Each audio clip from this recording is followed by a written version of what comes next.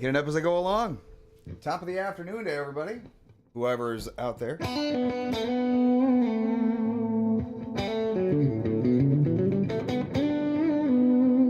first chance to play today. Hopefully y'all can go ahead and be accepting of that.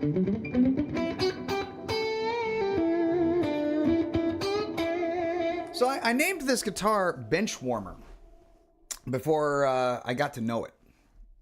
Just because I had to give it the full-blown fret job, and I didn't get to it for a while. And then after I gave it the fret job, I let it set for a bit.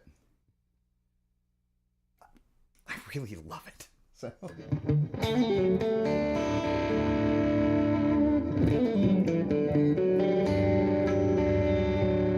Trying a little something different with the tone today. I decided that it might actually be interesting if I turned up the compression just a little bit in the mix, because there's a mix on the compressor. It's Keeley compressor, great compressor, really love them. So I turned that up on the mix just a little bit, and I turned down the gain on the plumes, and I've got this nice poppy little sound.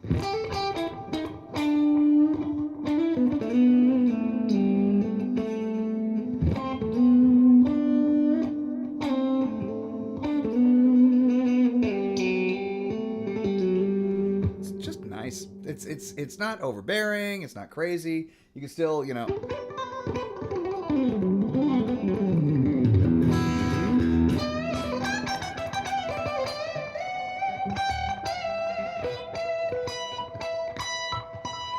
You can still do all the stuff.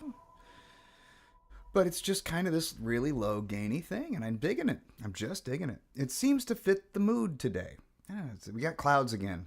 Clouds, yeah. The time for clouds is over. The time for the sun has begun. Although it is not the case today. So let me see here. I do a thing. Please forgive me doing the thing while I'm on here. I have found some interesting stuff lately. The most interesting stuff that I found is accidentally, I found a strap that I really, really would like to buy for the Ibanez back there, the white one. I'm not sure of a name of that one, but maybe I'll just call it Joe. Don't know. But anyway, the white one as it is right now. It's kind of white. It's kind of black. It's got a nice thing to it. Well, I want to get this strap, but I don't read Japanese ever at all. And although I have some translations going right here, and there's some help, and I know that the 2,400 yen or 2,860 yen comes up to, well, good morning. Good morning. It's far from morning for me. Sorry, cracked myself up. Hey, Dwight, how you doing tonight, man? Well, anyway, I want this strap. It's got cats on it. It's pretty, and it's cute. And I don't read Japanese at all, so I got to find some way of getting this sucker and seeing if they'll ship it to the U.S. Because I want the strap. I want it bad, but life goes on. If I can't have it. Well, at any rate, it's amazing where you find stuff, though. So I found this. It's Liveline, and it's like Japanese only, but it's not Japanese only because they have other shops everywhere but like the U.S. They got shops in the U.K., they got stuff everywhere else, but they don't have anything over here. So getting something from them to send over here might be a bit of a trick, especially with the language barrier. Especially with the kanji barrier. I can't read any of that. But I want the cat strap. Quite a bit. Add it to the cart, all that kind of stuff. And then they ask me a question. I'm like, I don't know what you're talking about. Do you want me to get off Google Translate? Okay, I don't know what to do. So, then I can add that to the cart. That's fine. Great. I don't know what this says. Somebody please help. Well, I found this because I was watching a thing of an amp, a little universal audio amp that I really didn't know existed. And I do have to say, if anybody hasn't heard of Sakura Yoshida, she is a hell of a guitar player. Plays in Pelletary. Who the hell does that? She does. It's amazing. Well, that and Jason Hyde, maybe. And he's another one you guys ought to, check out. Jason rarely posts. I don't know about her. I just found her the other day. So, nevertheless, that's that. So tell me, what goes on in your life today? What are you working on, Dwight?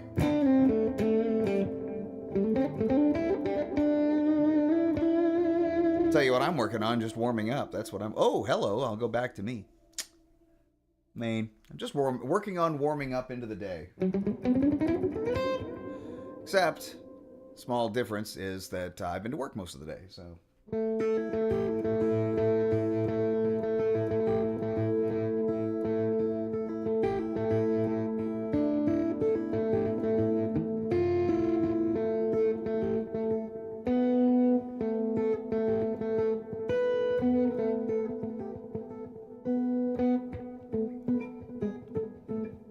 Cute.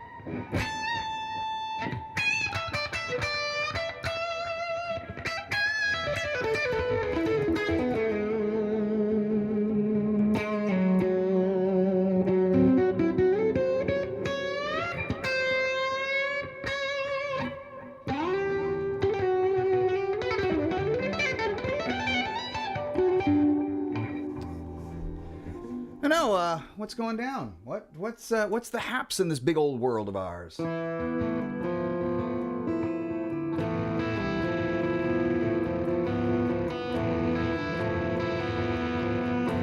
think that's what I like the most about this sound. It cleans up so freaking well. Oh, thanks, man. Good. Except for maybe that the G string might be a little out. Maybe.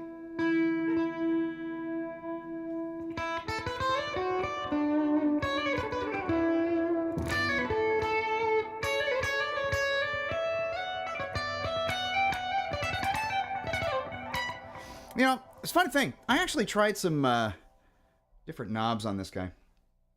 I got these in the other day. They're like a chamfered speed knob, and they're kind of a root beer color. They do kind of fit. These are smaller diameter and actually fit my playing style a lot better, so I took those off just before the stream started. I'm like, nah, nope, don't like them.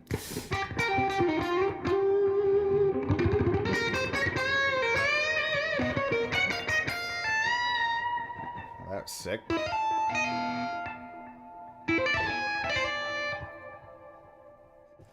It's a lot of reverb.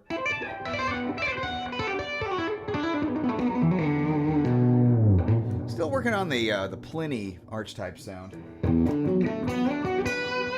And this is actually kind of close.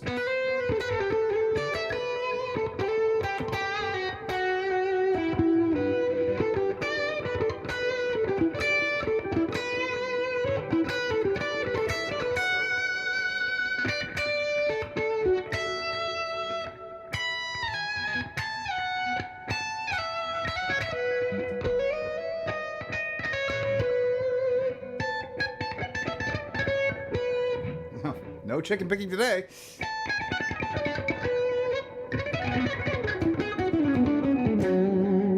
No really fast picking either, I guess, but nevertheless.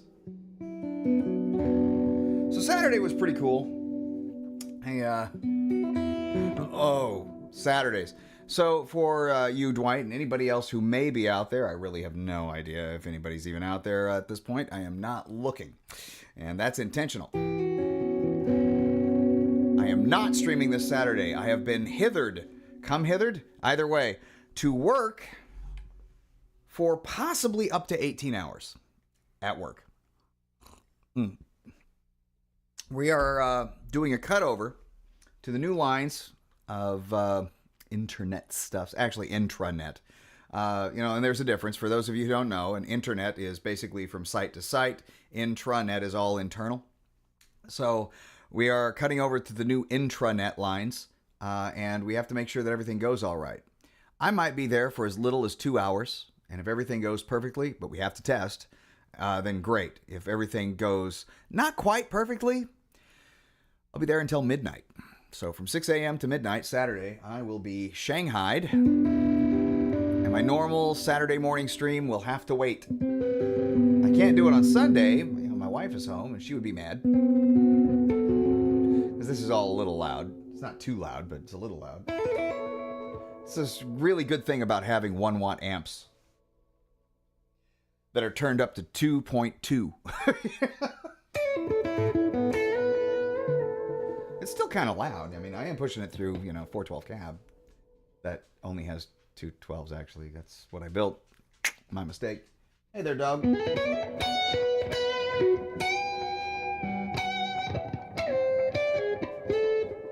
What to play?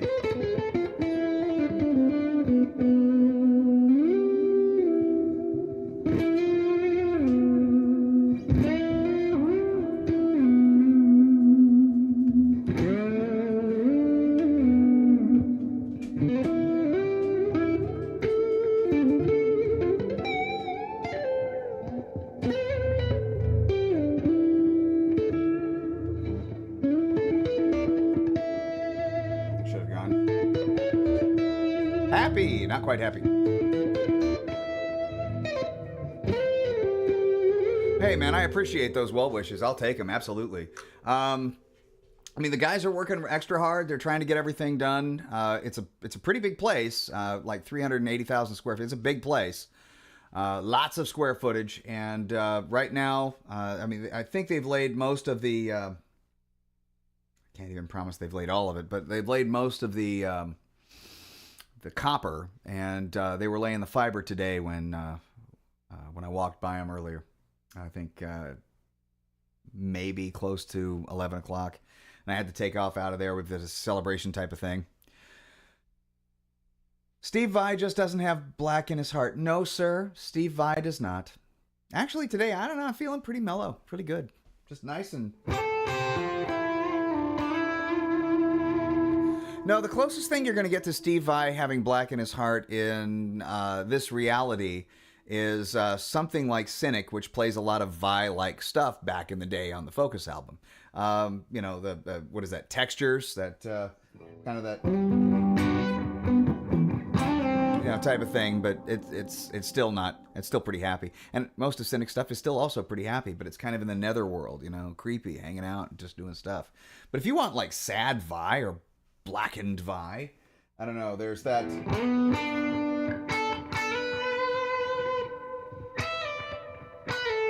What is that? So that's kind of sad. It's not like really sad, but it's got a lot of introspection and all sorts of emotions and feelings. And he was in the middle of a fast at the time he did it, and he had to play it like 6,000 times and all that kind of good stuff. It wasn't, it was more like an arduous process for him instead of something, absolute joy filled and whatnot. So there's a little bit of darkness in that. But I don't know. I mean, you could always make it kind of evil. How? Change that. Well, that's a completely different tonality. That's a happy tonality. Maybe diminished here. But you couldn't just go, you have to start it out a little bit different, maybe. And then something's definitely wrong. I mean, like we're in, what's that thing Rod Serling did after the the Night Gallery? We're in the Night Gallery, and some stuff's wrong there. Look, once you can get past, on Cynic, once you can get past the robot voice thing, the fact that Paul Masvidal just has to go, talk through a vocoder or something like that, or some sort of pitch modulation device. Once you get past that, it's some of the greatest work of all time. It's work that I can't approach. I mean, we could approach it today, I suppose. That let's see. God, I don't want to figure out Cynic. That shit's, it's some of the only music that like legitimately scares me. I've tried to play some of it before. It's like 20 years ago, and I still had a lot of my chops back then. So I I don't. That one is a scary one to me. So that's a big maybe, and maybe I don't want to embarrass myself trying to figure it out in front of the whole world and everything. Maybe I'm just happy doing things like, and be happy that way. But what's another one actually that Vi did that was a little weird? Let me see if I can think about that for a second. I mean, we've all heard like Fire Garden. So happy. That's about the darkest shit I've ever heard him do. So happy. And if you don't know So Happy, we're talking about the Flexible album. And it's not so much what he does, because it's really remarkable, okay?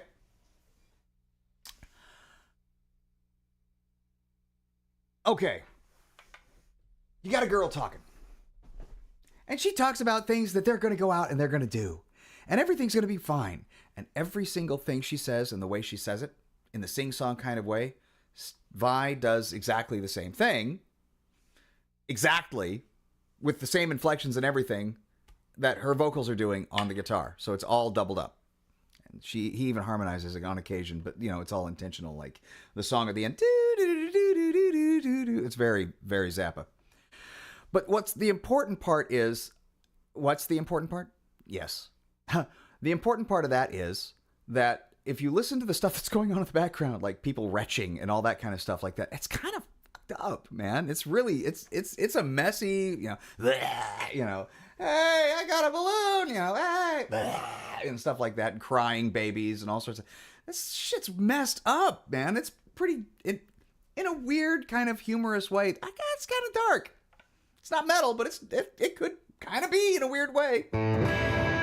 But yeah, the Vi stuff, with as regard to Cynic. Okay, so I'm going to tell you right now that the only album you're ever going to need from them is Focus. I'm sure Paul would disagree, but that's it. That's the only album you're going to need. That was made because they made Human. Two of the members of the band, Paul and Sean. Sean Reinhart. Sean Malone, the bass guy, was actually a studio tech that pretty much learned all of their music like in a day. I'm not really exaggerating. It was like, hey, we need a bass player. This guy can't do it. I think he had Chris Kringle at the time. Say, hey, this guy can't do it. The guy from Atheist. And he said, well, I play bass. So, boom, there it was. And a new member was born. And yeah, man, you should check him out. The album Focus is it for you. Edward P. Nugent. I remember you. Mr. Junior, that is, from a few weeks back. How are you, sir?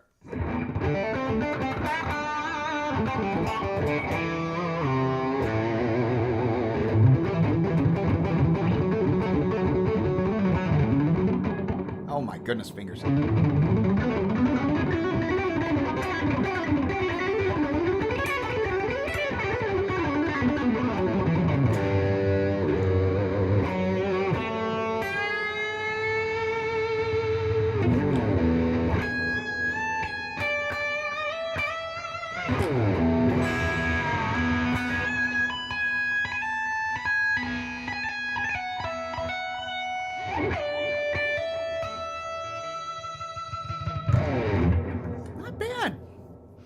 Again, I recommend. And I'm still chasing the tone here. It's not going away. And this is with the, instead of the plumes, it's the deep blue distortion, which actually does have a switch that kind of turns it to a distortion. If I turned it to the other one, it kind of backs off a little bit. But, it's good for speedy things. Sir, I am good. I'm a little on the tired side. I slept well last night. I'm just going to be honest with you. Because most people, with how you doing? How you doing? They don't really expect an answer, but I'm giving you an answer. And I know the stuff that's coming up. I'm not really going to have a day off this weekend. Once again, I'm going to announce that I will not be here on Saturday. Unfortunately, I will be shanghaied at work for up to 18 hours. No joke. So, we got big stuff going on. And, yeah, no, I'm feeling pretty good. I'm a little on the tired side today. I'm just, leaping up the stairs, 2x2, 3x3. Yeah, I'm doing that. But, I'm just not feeling the whole, woohoo, go. I don't know. Maybe the diet's kicking back in and I'm just like, chill. Wish it would kick back in with my fast twitch fibers. Maybe I'll just spend the rest of the day doing this. Wrong notes and all.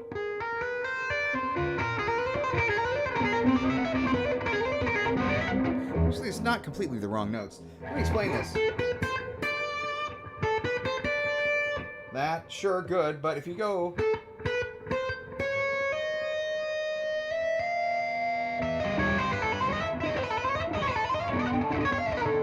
becomes one of Mezier's, modes of limited transposition, which is pretty neat. Everybody want to try the scale. I mean, I want to try the scale.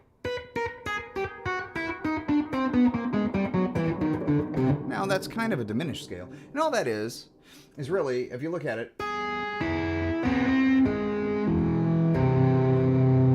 you're descending in, that's right, augmented. Or, something there for it. I mean, you can call it something else, but augmented is it, which is also whole tone, which is also, and so forth and so on. So this, if you extend these, because that's where your first finger is going to go, a whole step and a half step after that,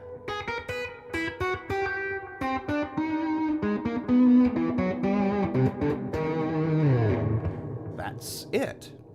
But there's an interesting part to it.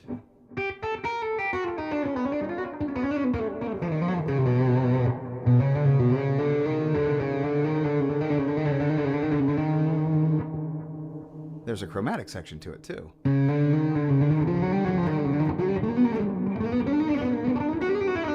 Which is actually wrong. No, that's right.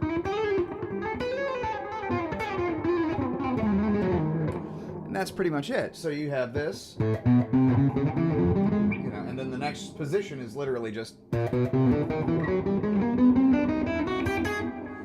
There's another position after that. So if we did start on A, start on the next position, which would be the third note in the scale.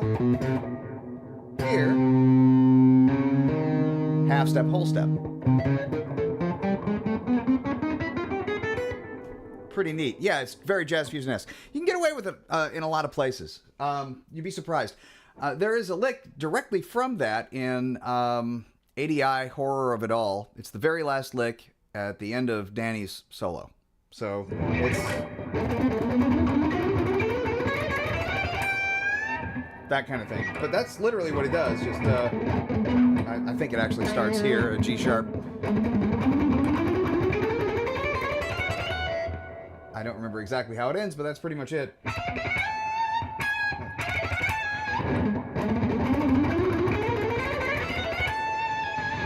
G sharp, sorry.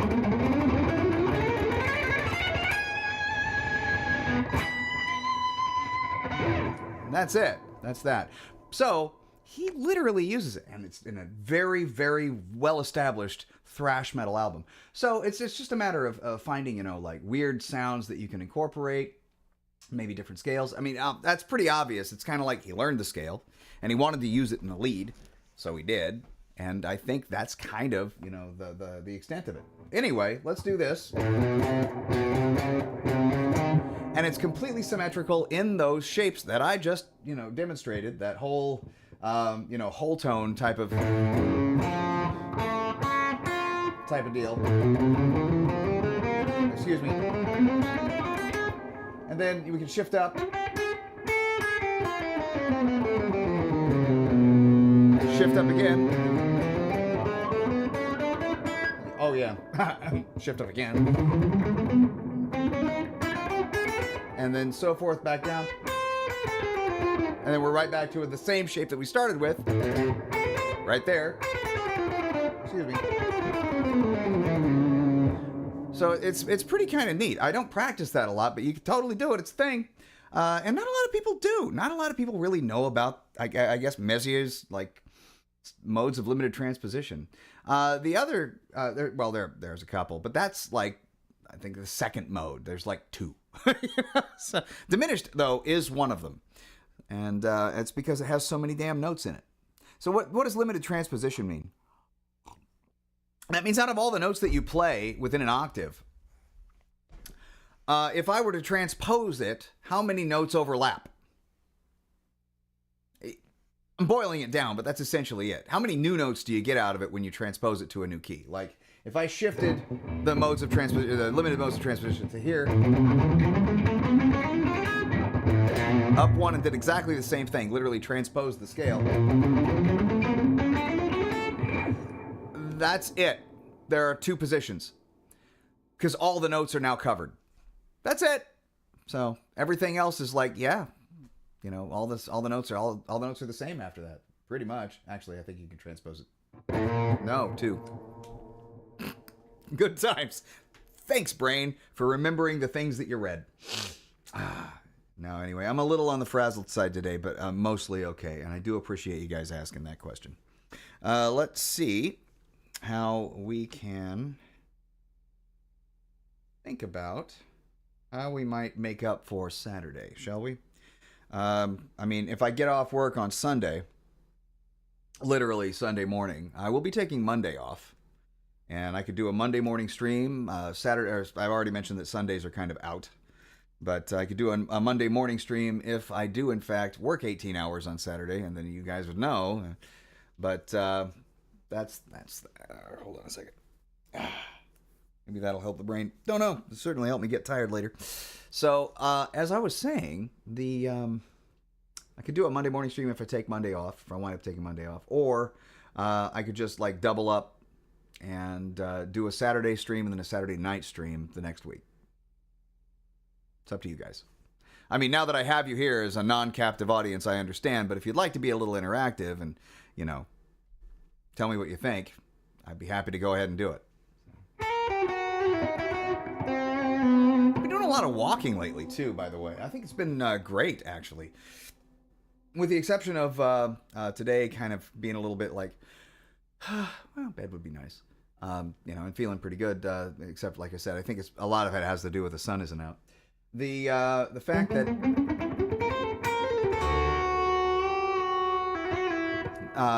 I didn't go for a walk today, maybe that has a lot to do with it. Didn't get really the oxygen, the air, and all that. I got to walk tomorrow. I'm good. But yeah, the other one I was going to talk about though is this one.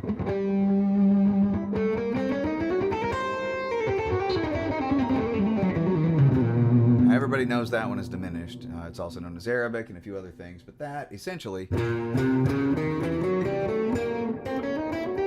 is just half step, whole step, or whole step, half step, depending on where you start.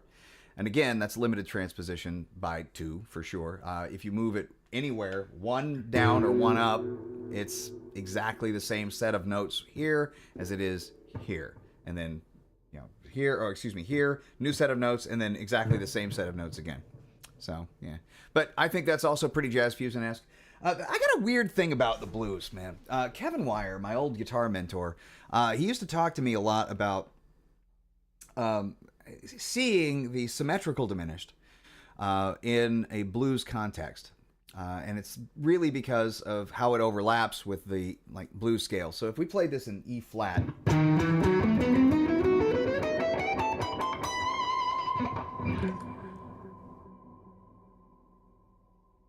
Oh, snap, dog. I'm sorry to hear it.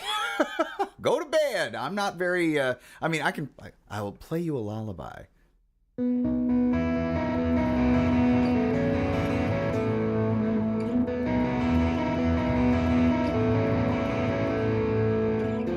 How did that go?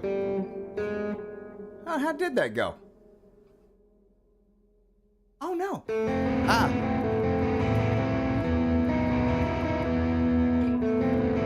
How did that go is not a good lullaby, is it?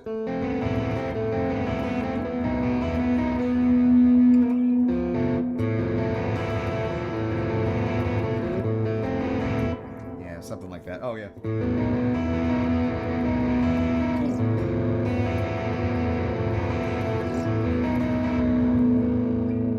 I haven't played that since I did the cover. So, good night. But it's always nice to do little shifts like that. I mean, especially if the chord changes, you know, allow for it. I mean, if you're just doing this... It's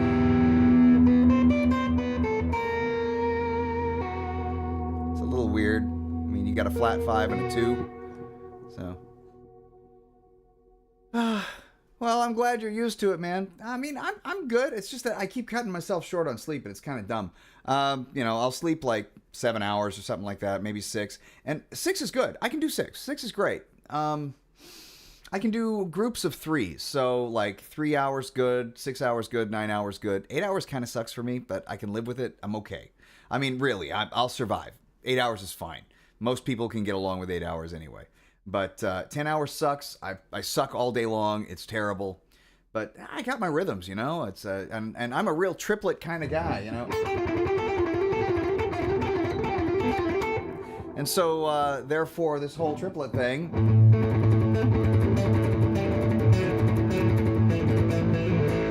I sleep in triplets. I don't sleep with triplets. In.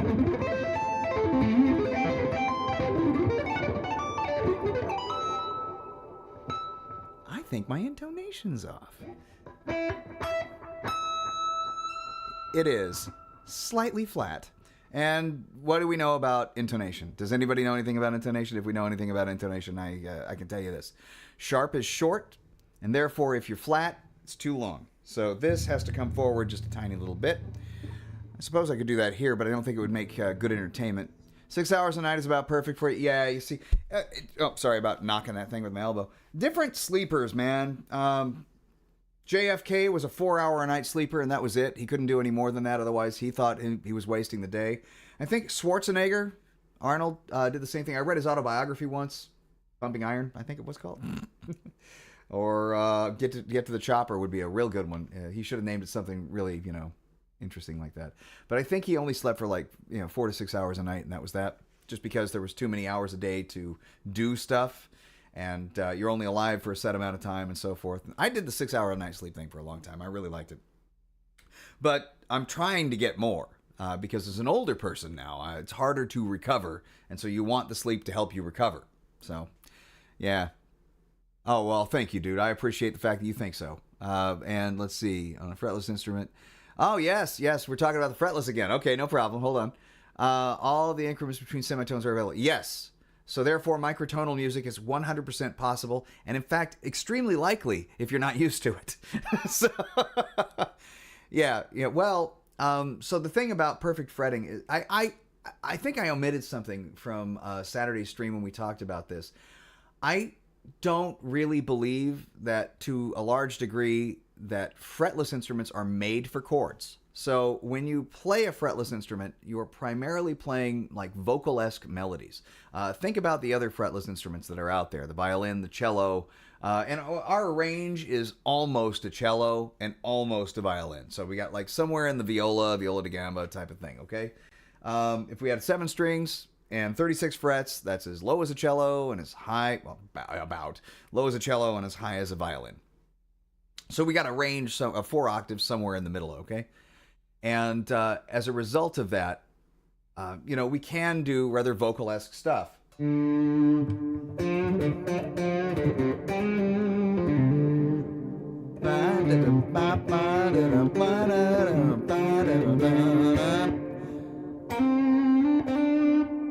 Also,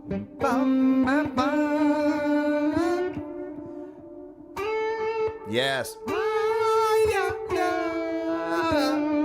I can't really sing, so I'm doing the best I can. Nevertheless, so we have the capability of doing a whole lot of vocal stuff. You can do like as if you're harmonizing.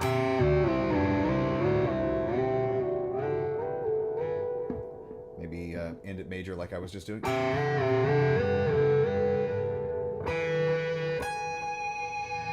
It's always kind of nice there.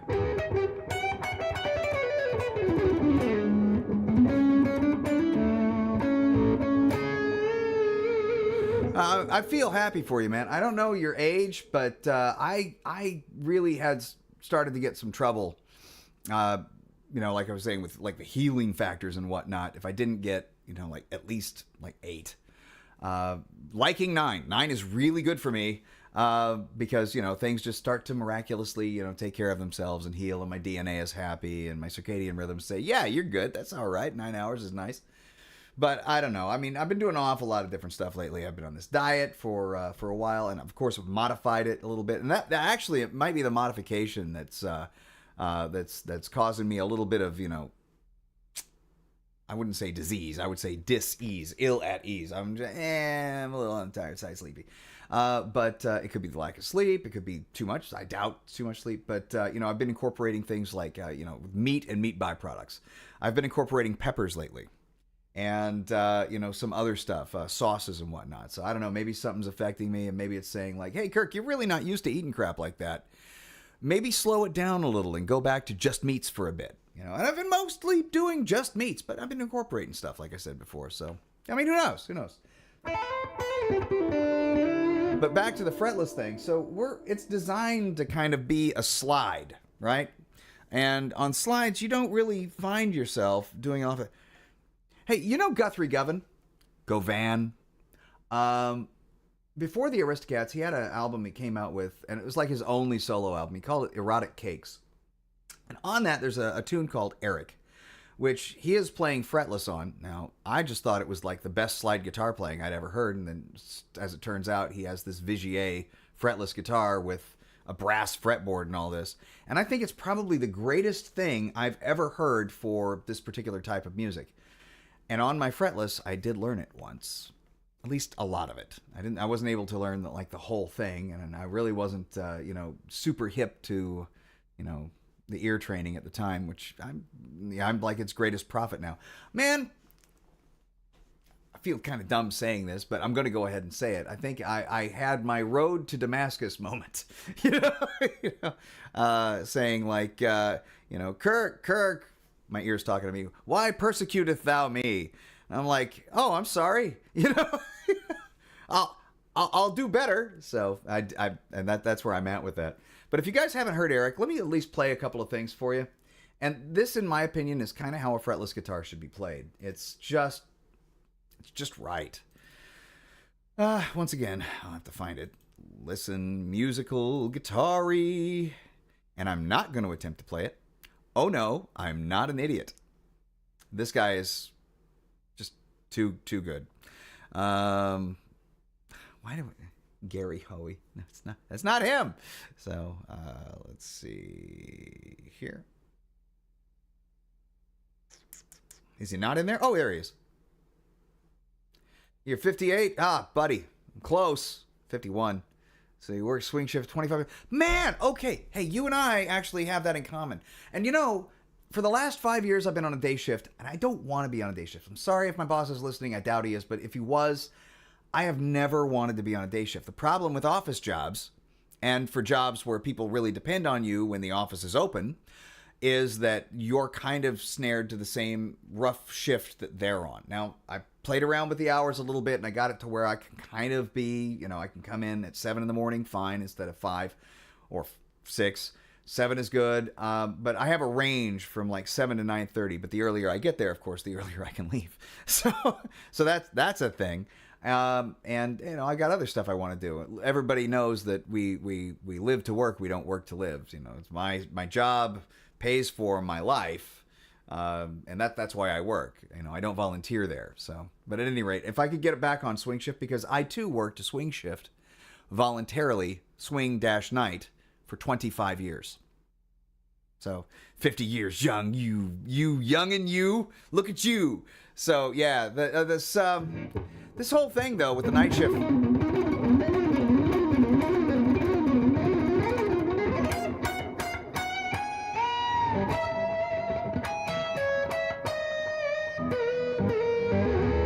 Oh no, dude, you don't get to sleep.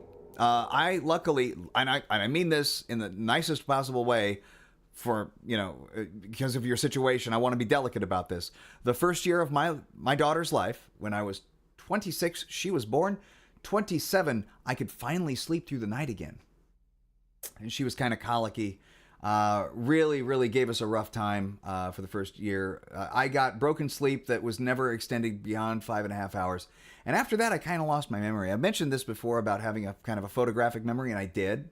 And I still do from every day of my life before her birth. And then after that, I can't remember anything anymore. I try. Well, that's a funny thing is, you see, it takes all kinds. And the night shift people that are on nights that don't want to be on nights, let them work days. I'm sure you got a bunch of people on days that actually don't want to work days. You know, they exist. Look at me. I would have been happy to retire night shift whole life. No joke. And I say night shift, I mean like true swing shifter, 3:30 to midnight, something like that. Dude, I really like night shift. It was good for me. I can sleep, and I've been this way ever since I was, like my early teens. Go to bed at 4 o'clock in the morning. I wake up at the crack of noon every single day. No alarm. It's the perfect shift for me. Perfect schedule. Wake up at noon, go to work, 3:30 to midnight. That's great. Have 4 hours to, head out for dinner or whatever at Sherry's and have a great time. Or Denny's if you have to slum it.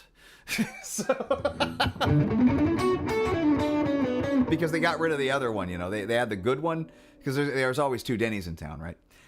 They got rid of the good one, and now they have the other one. And like Chris from Family Guy is like, I don't want to go to that one. I want to go to the good one. That's why you need 2. So.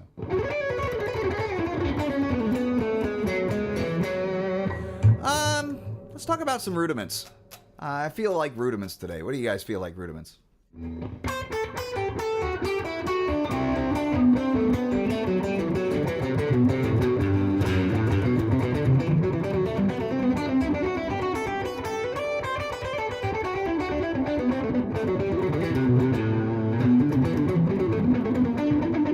Well, how about hitting right notes?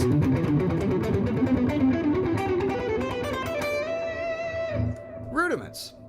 Things that you do when you just, I guess getting your fingers moving, learning how to kind of get around the fretboard, how to connect shapes, stuff like that. I own a bass. It's technically my wife's bass, and I want to make that distinction.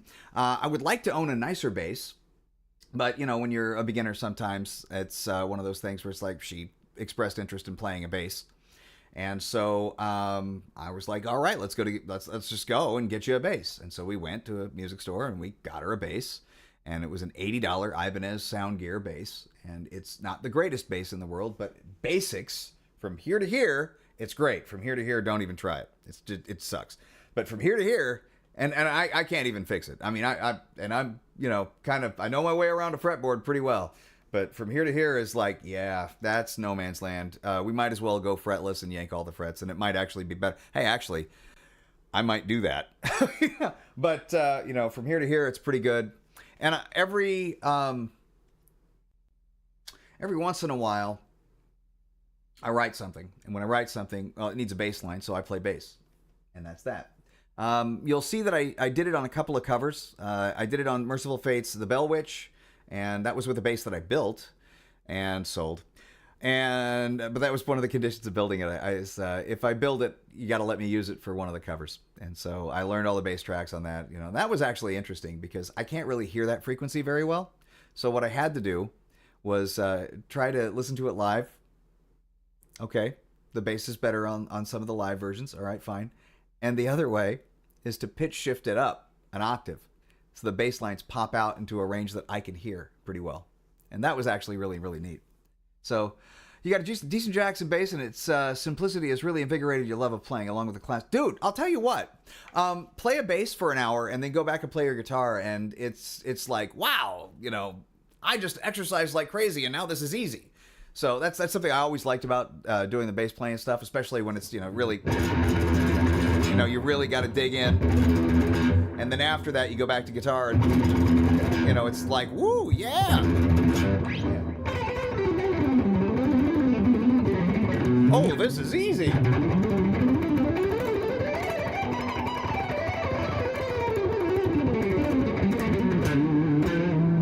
Something like that. It's just great. Yeah, dude, it's really, really cool. So the bass that I've been looking at, the only Schecter I own anymore, I used to own like 3 of them, but the only Schecter I currently own is the Schecter Nick Johnston, and it is for sale. But I want a 5-string, at least. And I was listening to a whole bunch of sound clips a couple of years ago for the Schecter Stiletto 5-string, and that's kind of what I want. My problem with current basses is almost every single thing is active electronics. And I don't want active electronics. ever, if I can help it. I love passive electronics. So, yeah. Oh, totally great for the fret hand. If you want to really mess yourself up, though, this is when you're going to start doing, like I was saying, rudiments. Or 3. Or 4. Try it this way. And don't mess up. There we go. And you'll experience this in an entirely new way. Your pinky will be like, "Oh my God, we're strong now." When you go back, and yeah, it'll really mess you up. It's if you're not Michelangelo Badio, you got some tricks to learn. So this is an interesting exercise, just playing scales upside down.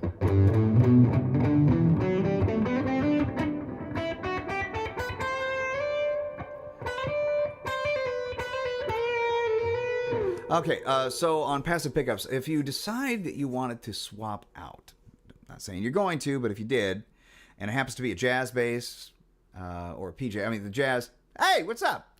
If it happens to be a jazz bass, I can actually vouch for the Tone Rider jazz bass pickups. They've got a great clunk. It's the sound you want to hear. It may not be. I mean, it's the sound I wanted to hear out of it, and I was really, really happy to get that tone. It was really, really cool. For the very brief amount of time that I had that bass intact and then sold it to the person who commissioned it. So, yeah. What you got? You're still learning how to play guitar, about 5 or 6 months now. No, great. Charles 75N. It's your brother's channel. Fabric wrap guitar. Ooh, I want one. Another called Safari. Check them out. I will, man. Thanks, man. I appreciate you. I will always check out a thing. I mean, unless it's the actual person's channel and they're just, what is that? Shilling for themselves. I don't really care for that. I've kicked people off before for lesser offenses. But if somebody else, oh yeah, dude, I'd be happy to check it out. Oh, that, got him now. And I will show you how I got him now. Wow. So this is your brother. He actually has a pretty happening channel, man.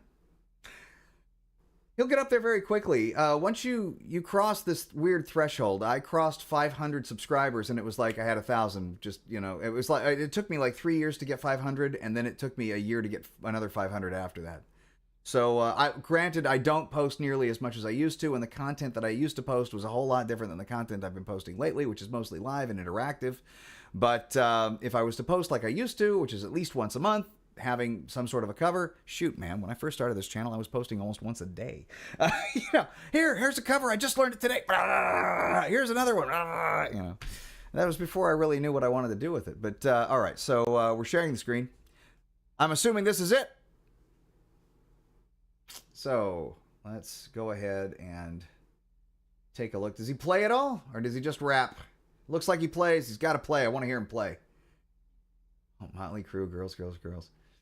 So where did he learn to do this? Was it from Texas Toast? I had looked into doing this before, but I could not get some of the stuff that they wanted, or that they were proposing is a really good thing to hold it all down.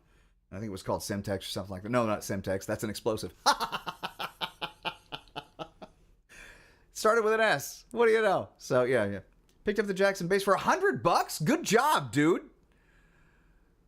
Yeah, way to go. Yeah, you see, now it's that kind of thing. I am way for. You may have noticed I like deals. So I am extremely pro. What you got? Let's see. The Freedom Caster. He's doing that for you, bud. This guy right here. Hey folks, Charles 75. And you're the ad for. All right, man. This is great. Yeah, let's check this out. I will do a reaction to this interestingness. Oh, he's just doing the binding now. Oh my God, it's red, white, and blue binding. That's so fantastic. And so we are ready to really go ahead and put this binding in. Now, normally I would start the binding down here on the bottom and work my way from the bottom up and around. No, I understand why you're starting there. When I was mocking up this binding before, I put a really hard bend into it, and there's a limited spectacular. I might have to get some tips from him. So in order for all that, I do build also, I'm gonna have to base it off of this point here. But fabric, yeah, I've never done any fabric, fabric top guitars. I do want to, though. Because you can get a lot of really interesting fabric. The problem is you can't shop at Joann Fabric anymore. So that's an issue.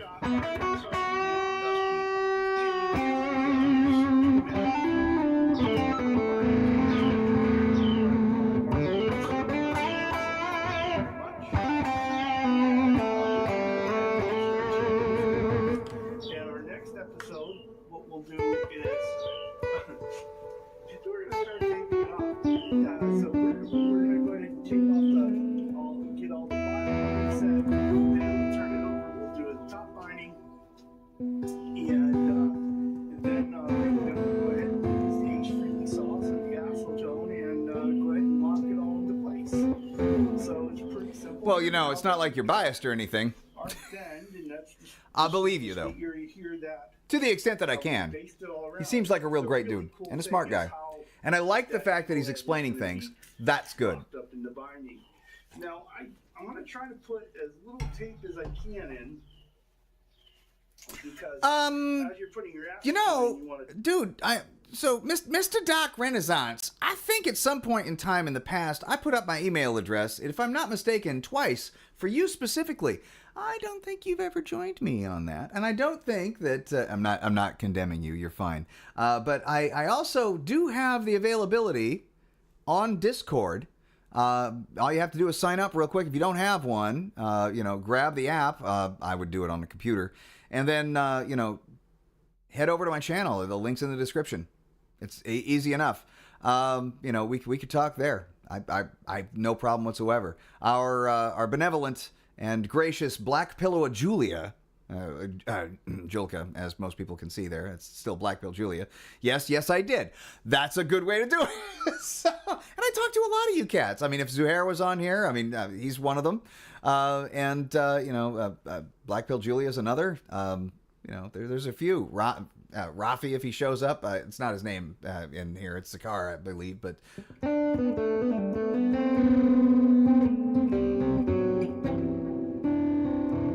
you know what I could do? If you guys are interested, I could actually solder up a guitar right now and get it back into playing condition. Because I started it like 2 months ago, and it just kind of stopped. I was doing other stuff. But, if you guys are interested in one of these days actually doing that, I'd be happy to throw down. But, in the meantime, let me grab one of these guys here that I haven't played in a while. I feel like I need to. But I don't want to play any of these. Gosh dang, man. I'm so...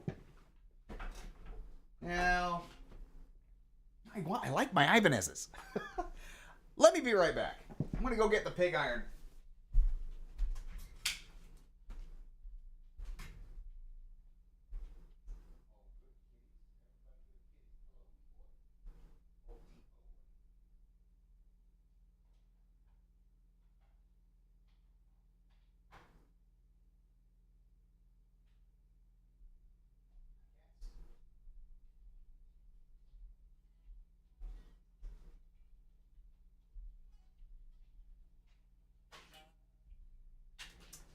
I've returned. I have not played this one in a long time, hence the dust. And you may have noticed that we have cats. So I'm a small guy. You may not have noticed that, but I am. In fact, it looks like I'm even smaller, just barely peeking over this thing. That's a really good look for me. But this is the very low-tuned. Isn't that cute? I mark all of these. This was finished August 30th, 2020. It is number 21 that I built, and it was the first time I ever painted a guitar. I learned a lot from that process, and I learned that the way I did it is not the way I will ever do it again.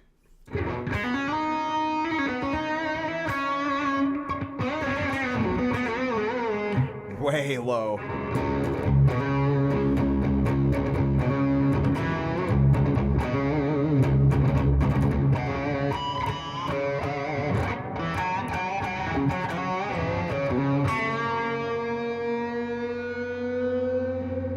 The thing with that is you can bend forever. So as far as the woodworking is concerned, have you built a neck yet?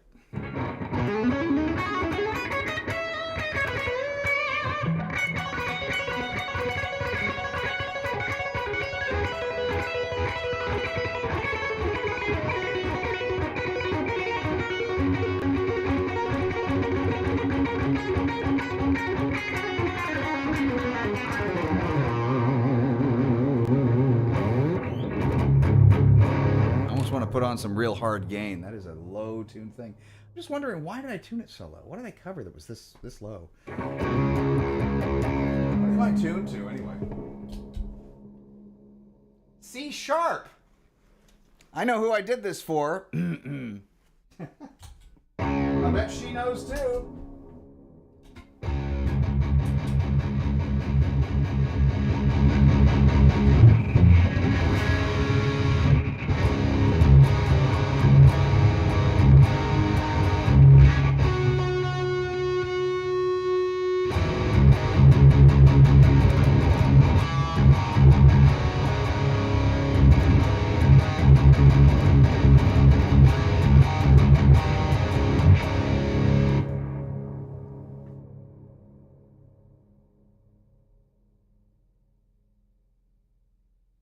So for the headstock designs, what I'm going to tell you now, I think the best thing you could possibly do is grab yourself a couple of things. Okay, some butcher paper, that's really great. Also not too expensive. You're going to get some transfer paper, carbon transfer paper, in sheets about this big, and that's available on Amazon or at Michael's. And because Joanne doesn't exist anymore. And when you start tootling on those designs, you're going to measure everything from the center line. I think you already know a little bit about guitar design because you're talking about building guitar bodies. Your center line is literally everything. So from your center line here, you're going to measure out your nut. And what you should probably do is measure out at least where the E strings are, which is usually close to 1/8 of an inch in. Some people do 2 millimeters. I think that's ridiculously little. And there should be a little bit more space on the end of a fretboard. You know, that's called relief, by the way, from the very end of the fretboard to where the beginning of the string is. So we've got action here, and we got relief here. So that's interesting, but that's where it is. So if you're going to do 42 or 43 millimeter, you should figure that out. I do 42. And then put at least these two strings on there. And from there, you can figure out with this taper, this is a very interesting taper. So if you've got 42 millimeters here, and if it's a 6 string, trust me on this, 2 1/4 inches. That's all you need. Actually, it's 2 3/8, but who's counting? So you can do 2 1/4. You'd be fine. But you can figure that out yourself. Or measure a guitar. So all we have to do is do this, and we basically have now the angle that the string is going to travel for straight string pull. If you're doing straight string pull. If you're not, you don't have to worry about anything that I'm talking about. But you basically get your string pull, and then from there you can have a top and a bottom, wherever those are going to be, or a top and a bottom, either way, wherever they're going to lay. And from that, you can go ahead and, get your angle on where the tuners are going to lie, and then go about 1.5 inches apart. Really, it's a little about 1.25 inches, but still measure up. And you can really take some detailed measurements and figure things out, like how, big around is the post, and that's about 4 millimeters. So half that's 2 millimeters. Okay. That kind of thing. Which is that's not really correct, but you could do that kind of stuff. I'm just giving you numbers. But so really you got about 1/4 inch, and you're going to cut that in half, and that's that. So it's 1/8 of an inch on either side of where the center is going to be, and you can just measure that out. And it's rise over run. So in this case, you got one here and one there. All right. So you go down 1/4 inch and then 1/2 inch apart, or excuse me, 1 inch and 1 inch over, 1/4 inch, inch over, 1/4 inch, inch over, 1/4 inch, inch over, and so on. Make sure it's all straight down the line, and you should be fine. And everything else should line up nicely, which is a really cool trick. So yeah. Anyway, go ahead and rewatch and rewind if you have to. But that's kind of that. So that, to me, it gives you a baseline for where your headstocks need to be, or a rough shape of how things are going to turn out. Your distance from nut or the break point of the nut to the first tuner Dude, anytime. If you didn't already know, I'm happy to share it. I'm sure that your brother can tell you all about it, though, because it looks like he actually builds. So, but yeah, no, I bought a course in design for guitar from Udemy, and I learned, well, I didn't buy it. My wife bought it for me because she knew I was completely interested and obsessed with the idea of building my own instruments. For the simple reason that there's a lot of stuff out there on guitars that I just don't like, and I wish that they would design it out. And so why pay a luthier several $1,000s when I could just try it out myself by doing it? And the thing that really got me, though, is that I figured that after the guitar design and stuff like that was already done, that if I could functionally build a neck, then I could build a whole guitar. Because if I can do this is going to be easy. And I was right, even in a British accent. I was right.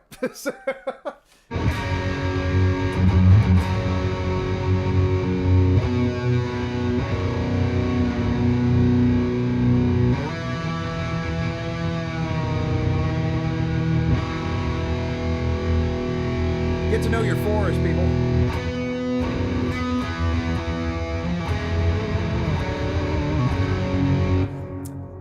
I also miss the crap out of these pickups. These are great. Most guitar bodies have done with working off existing guitars. It's okay.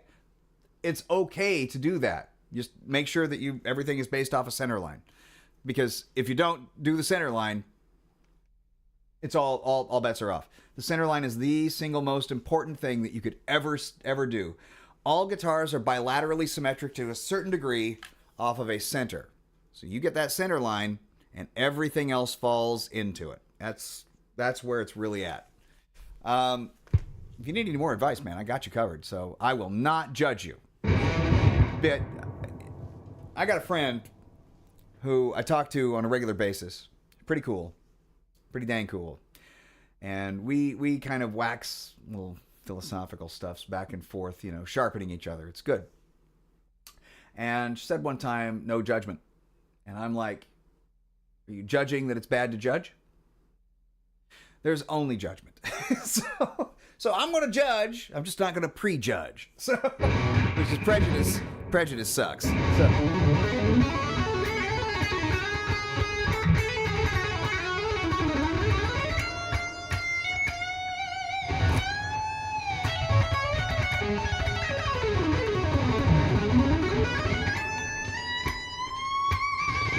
I missed this guitar, man. This is pretty good. I might tune it back up to a reasonable tuning because C sharp is like, God dang, that's low. I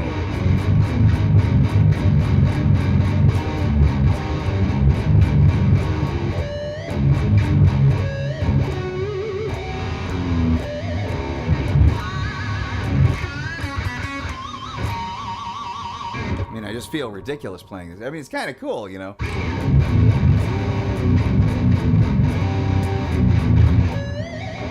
that kind of thing. Dang, I just got to be doing some sludge sloppy crap,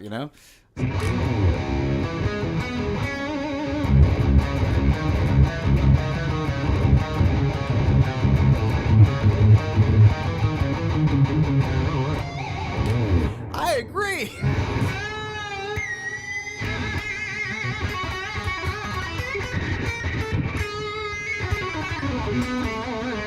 And I think one of the things that I'm really having a problem with is because these are so kind of strings at this point, I mean, there's like no give whatsoever, is that I expect them to be in a certain place here and they're not there. Or my finger says, are they supposed to feel different than that? And then I catch myself going like, oops, hi Hopper, come on. You want to say hi to the people?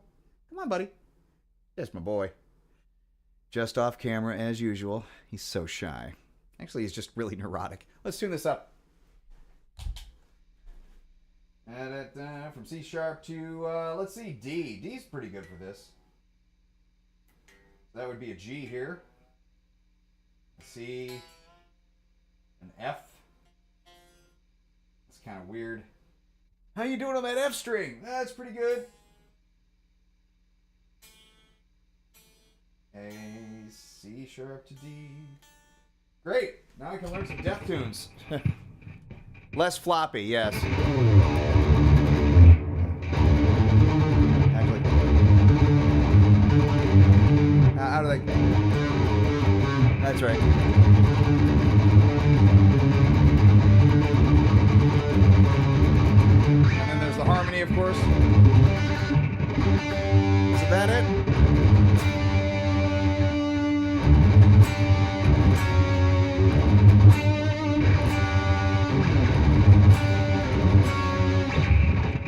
becomes the question of... I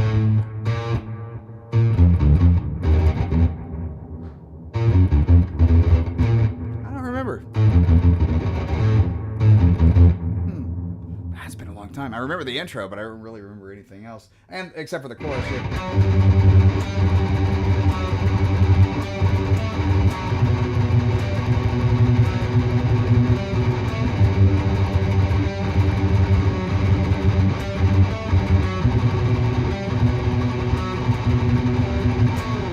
You know, that kind of thing. I got that. Man, I should learn that again. I should learn that again and do it proper justice. Because although I did play it very well in 2020, November, you know, I could do a better job. I know I could do a better job.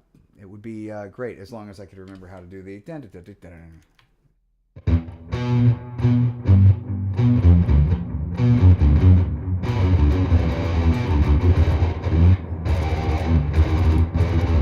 I'd have to get my picking hand back in shape too. Hey.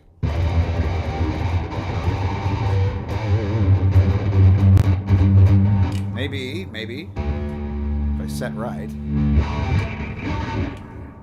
be good.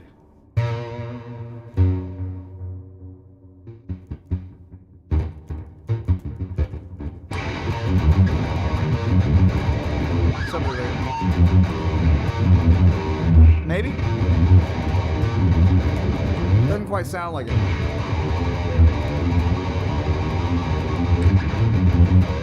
Yeah, let me figure that out again. I will. I'll get back to you guys next next week. So anyway, it's better that way. You can do the Masvidal licks.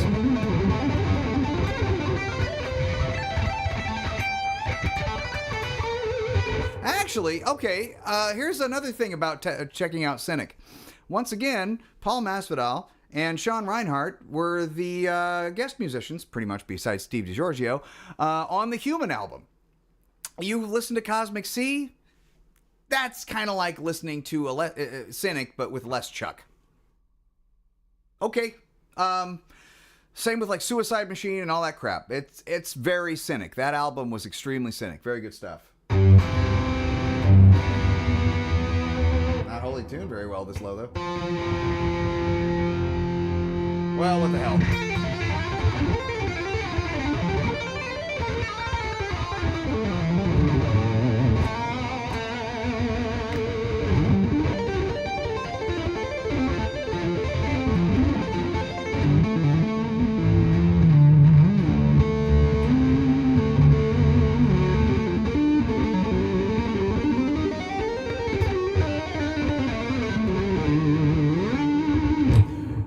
Giovanni GVH, not GVH, GVH 2s, which have Alnico 3s in them.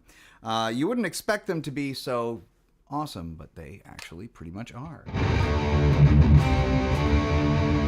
Because, you know, Alnico 3 is like really low output stuff. No, these things are slightly overwound to still give you about an 8.3K on the bridge. But the thing about Alnico 3s is they're very even. You get a lot of highs and a lot of lows and a lot of mids, and everything's just kind of an even signal, and everything's crisp and good and less floppy.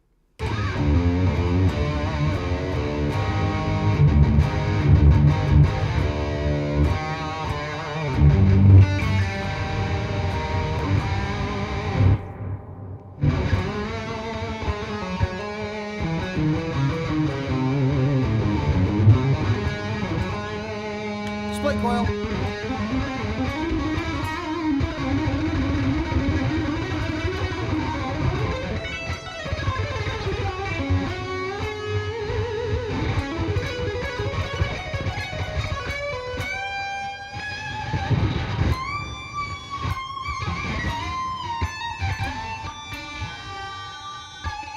One of the ways I like to test pickups is how do they respond to those kind of transient tones.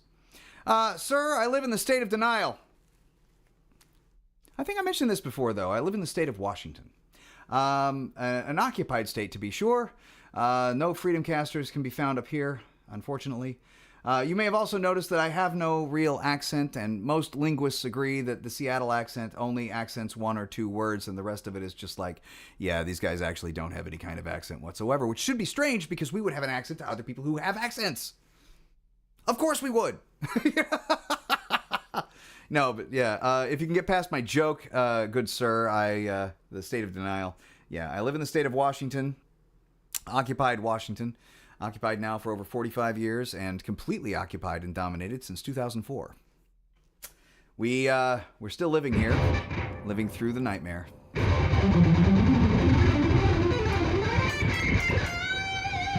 damn, that's a lot of gain. Let me turn the boost off.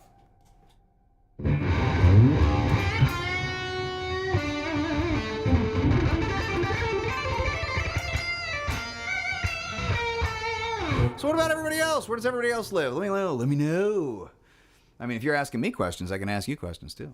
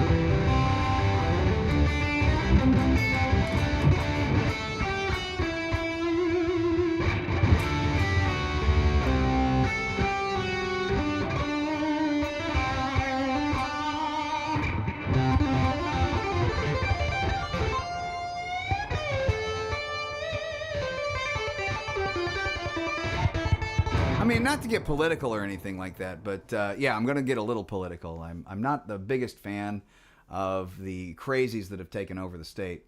As soon as they let vagrancy be a thing and to put panhandling back on the menu for something that's legal to do, and then stopped prosecuting for drug crimes, which are arguably yes, it's a victimless crime, but it's not because it degrades society as a whole. So you got to think of it that way. For the allowance of that, and people being like all zombified and shit like that across the streets and stuff. It's not good for anybody. And then of course they got to get their smack, or whatever it is that they're taking. So crime goes up because they steal shit and then they sell it, and then they get fences and all that kind of stuff. Dude, I mean, really, don't even get me started. But this whole thing, the state used to actually be nice to live in. So at least the western side was actually really kind of cool. I'll tell you one thing that this state has that no other state seems to. They don't ask you if you want a receipt for gas until the end of the process. So as soon as you hang the thing back up, it says, do you want a receipt? And you say no, and that's it. They don't fool you like other states like Oregon and Utah. And, you basically put the thing in and says, do you want a receipt first? Before anything else? That's some weird shit. Ask afterwards. Do you want your receipt? I mean, that's kind of normal to me. But, receipt, do you want it first? What, am I paying for the last person's gas? No, ask me later. I still don't want it, but ask me later.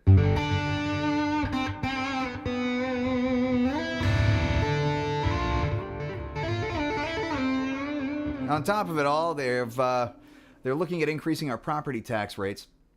A while ago, we got it frozen to no more than like 2% a year, and they're looking at tripling that. So that's kind of crap. And of course, because of that tax cap, we've been barely having more. But yeah, it still goes up, and it still goes up quite a bit. 1% a year, every single year, no matter what. And the municipalities can also raise it, so they do. And I don't know, man. We're going to be priced out of our house pretty soon. Our mortgage payment on a fixed rate mortgage, which is the only way to go, for when we first, it's $500 more expensive a month than it was when we first moved in. I'm like, dude, come on. 3/4 of our property tax goes to public schools. Technically, 3 of them in the general area, and I think that's way too much. Our kids out of school anyway. I mean, I don't want to pay for the future. Let the future pay for themselves. And now that I've said my piece, I'm willing to be peaceful about it. And just at some point, maybe move to Arizona and be happy.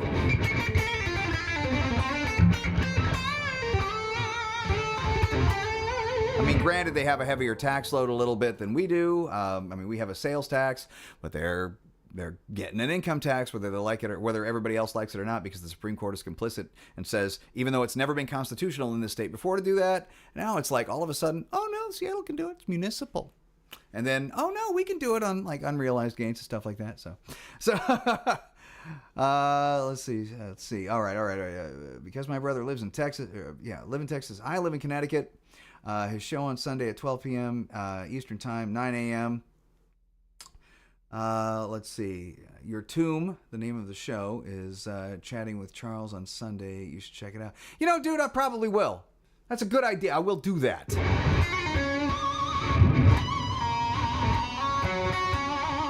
And it's at 9 a.m. I'm awake.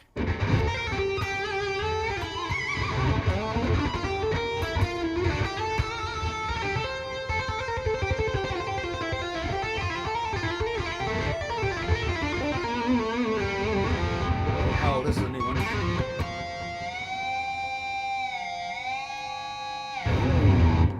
So just thought I'd do that. If you guys didn't know, you can bend behind a nut if it's not a locking nut. If it's not a locking nut, you're out of luck. So, but not a locking nut, you got tons of stuff you can do.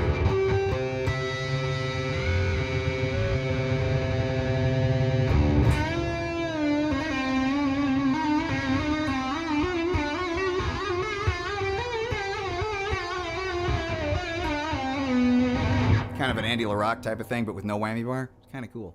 I thank Jakey Lee for all this kind of stuff because he's the only guy that I ever saw really doing it. Good stuff. But yeah, man, I might actually check that out. I think it would be a good time because he seems like I said, a reasonable fella, a smart guy doing his thing. It sounds good, man. It sounds good. We could all commune together once again. And this time, for once, I will not be playing guitar on stream. I'll let other people do guitar-y things on stream.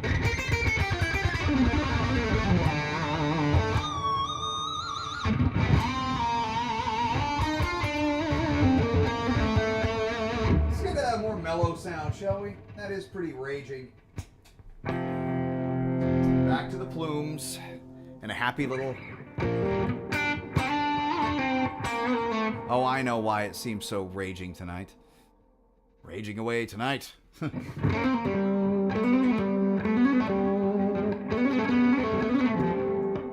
It's the compressor. I turned it up. I'm not used to that.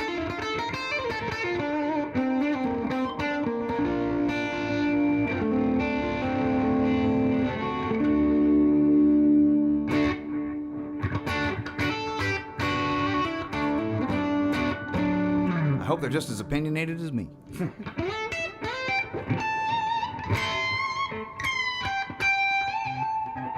I'll tell you a little bit about this guitar if I haven't mentioned it before. This is the Pig Iron. I did mention that. I did mention the types of the pickups.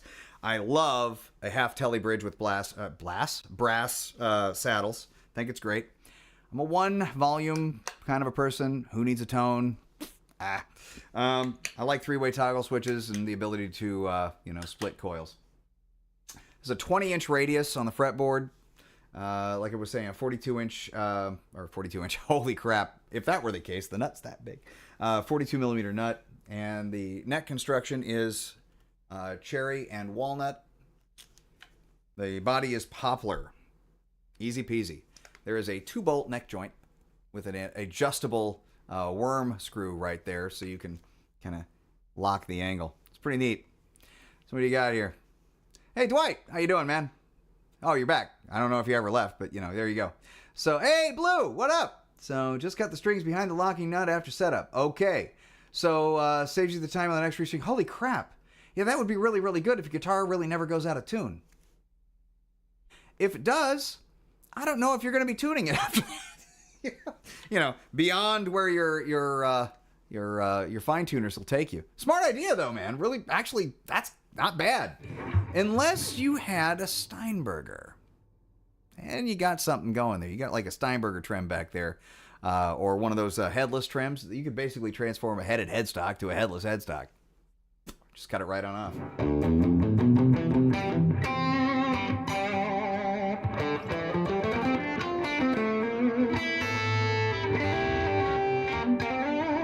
I think a 20-inch radius is actually really good, but you are joking.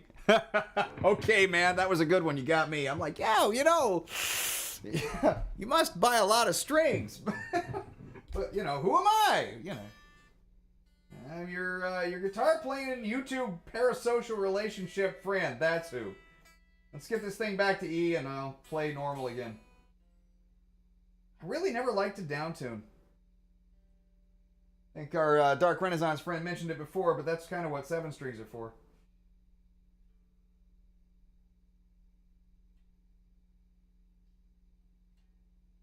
Almost there. Oh, that's F. And just a little movement. Little movement. And too high. There we go. Now we're normal again. Might put Velcro on that later. Don't know.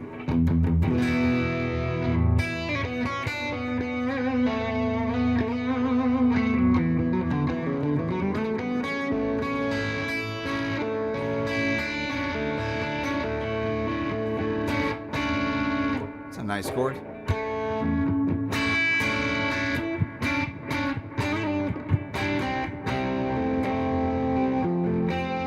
Oh, he's a regular. We get along. Yeah, I like him.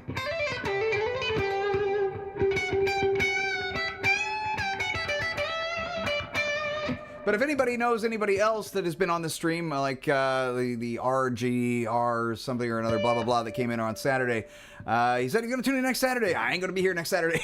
Sorry, whoops. And I only learned that today.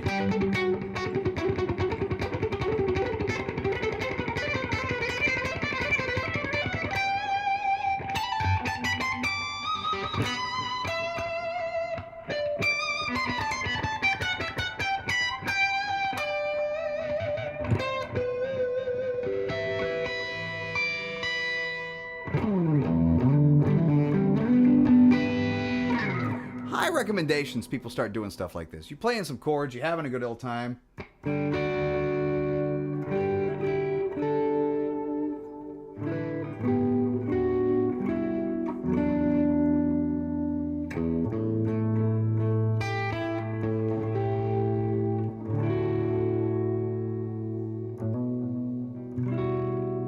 It's a nice chord. Playing some stuff. Start kind of moving things around on the right.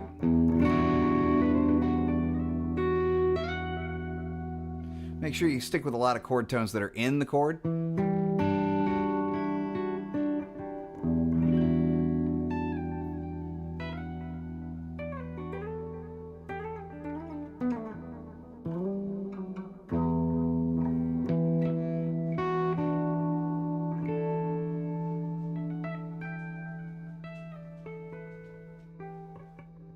It's kind of nice to play around with, and you're finding melody and how shapes work with each other, how notes work with each other. If you're doing something as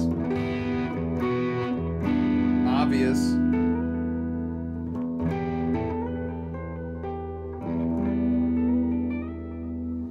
as that, I mean, you can do other chord shapes too. 7th, which is nice.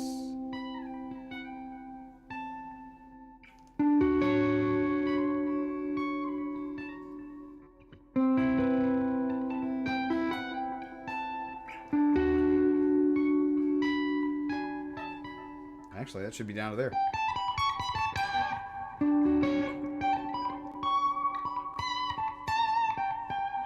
You can even do other things. I shouldn't do it that way, though.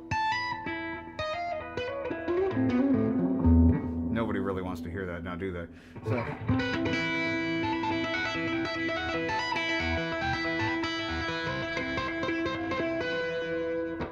Gonna start playing around, find the tones that you like.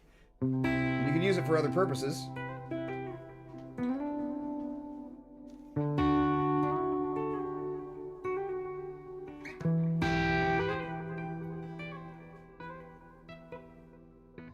Or where would that harmonic. All right, I could do a higher one. Let me think about that. Yeah, that's a little too, high up there. Nobody really wants to kill it. That's 7th fret. You can do it with enough gain. So, yeah. Let's. Or. It's kind of neat. Finger picking. Oh, dude, sweet, man. That's fantastic. I'm thrilled for you. Let me. Well, you don't have to let me, but I've got this one thing that I always like to try to do, and I can never remember past a lot of it. But and this is the only tabs I believe in, so please grant me this one, kind of sidestepping thing. What's it? Trying to hybrid with the pick, not working. It doesn't for a while. Did I ever explain how I got into hybrid picking? I always wanted to. Do it. I always did. I always thought it would be the greatest thing to try that, and I was just miserable and a failure at it, and it was horrible. I'd been playing for 15 years at the time, and I was just not getting anywhere. In 2004, I took a year off of electric and sold most of my gear, and I concentrated on playing like classical music alone with a classical guitar. I'm actually, like really finger picking stuff, and the things that I learned from that. Accidentally translated into allowing me to hybrid pick as soon as I got back on an electric guitar. So it was kind of like a freak accident. I could just do it after that, and it became easy. So good. Let's do this. So as far as this is concerned, there is a piece from Bach.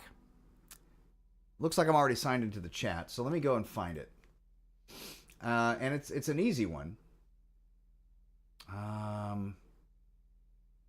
Classic tabs. If I can remember what it is. Classical guitar tablature. And this might even be it. No. This, by the way, if you want to just work on some stuff, go here. It's a great website, classictabs.org or classictab.org. Go to their index and just start scrolling through. Anything you see with easy in it, just start playing along with it. And again, these are the only tabs I agree with because I'm not really pursuing this music. I use it as kind of a meditation in the morning. In fact, I should be doing this on most Saturdays. Is what I used to do. So let's go. Let us go over here. And we're going to find some Bach. And I want to say it's $9.99 or $9.96 possibly. Figure it out. Or 2006. There we go. Maybe. Yeah, right there. No, that's not it. And why is it not going? Interesting. What in the world is going on here? Well, it's fascinating one way or the other. So if it's loop suite number 4 in E, well, something's wrong. That's all I know. Well, at any rate, it goes kind of like this. So, dude, you should totally go. It's in D. It's in D minor is where I'm really looking for here. So I know it's not this. June 2003. I'm pretty sure it's 2000 or 1006. But that doesn't work for me because it's not in D minor. So let's continue. D minor and all that kind of stuff. D minor, Alaman, blah, blah, blah, yada, yada. And it's not technically easy. There's some chordal shit in there that's weird. So this is kind of how it starts.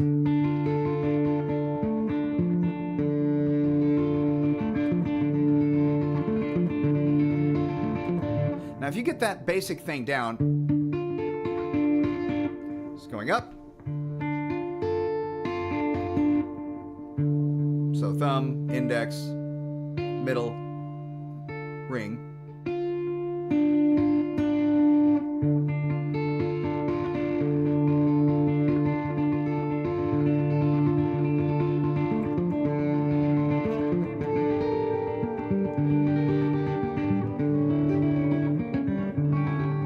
I used to play it like this. Or, that's it.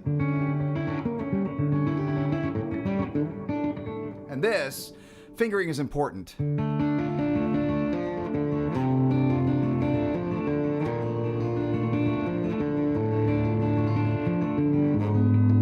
That's hard to do. And I didn't even play it right.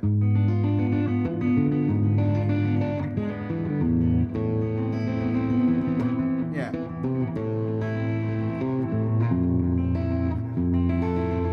Yeah, I can't really remember anything after that, but it's really, really great. Now, you play it, don't go like this. You know, don't go nuts with it. You don't have to do that. But make sure it's nice and even.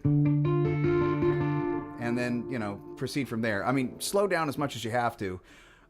There are a couple of different things that I could recommend too, is like block chords, just to remember what goes where.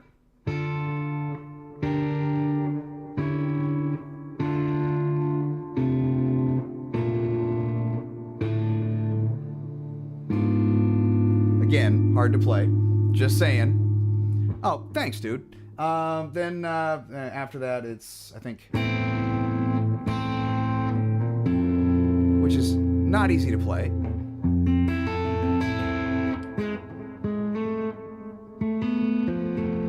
Ah, that's right, it's an F. Oh,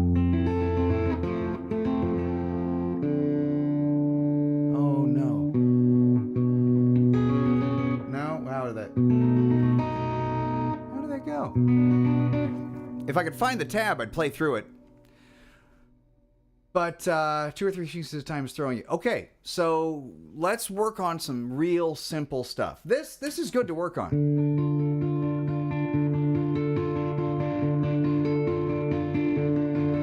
Just play some shapes. You don't have to play that one. You can play G.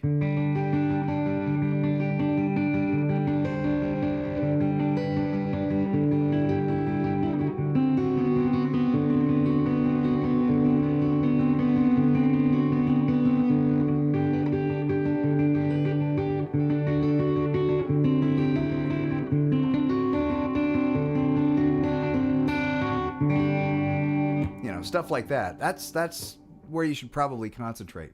There's other kind of neat things too, like this whole thing, the idea of tremolo picking. You know, we think here stuff like that. Well, classical cats can do stuff like that too. A little bit more common in like flamenco or, you know, Spanish classical guitar would be thumb, ring, middle, index. And I don't know how you're actually plucking the strings, but there is a technique to that, where it's like tapping, where you're hitting the string and then pulling off, but you hit the string with the fat of your finger and pull through, you know. That's essentially what you're doing here. That's how you actually pick on classical. So there are rest strokes, of course, where you'd pull through and rest on the next string. Right there, like that.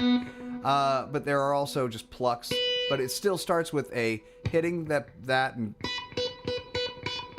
on the fat of the finger, or the tip of the finger. If you have nails, of course, let the nails grab a little bit too. It's been so long since I've done this kind of crap. Sorry about this. And that's how you tremolo pick. Thumb, ring, middle, index. Thumb, ring, middle, index.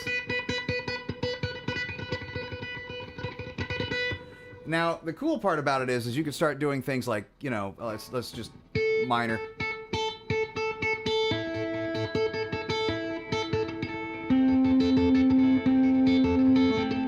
So, trying to play that fast might be easier for me. No, not at all. So, I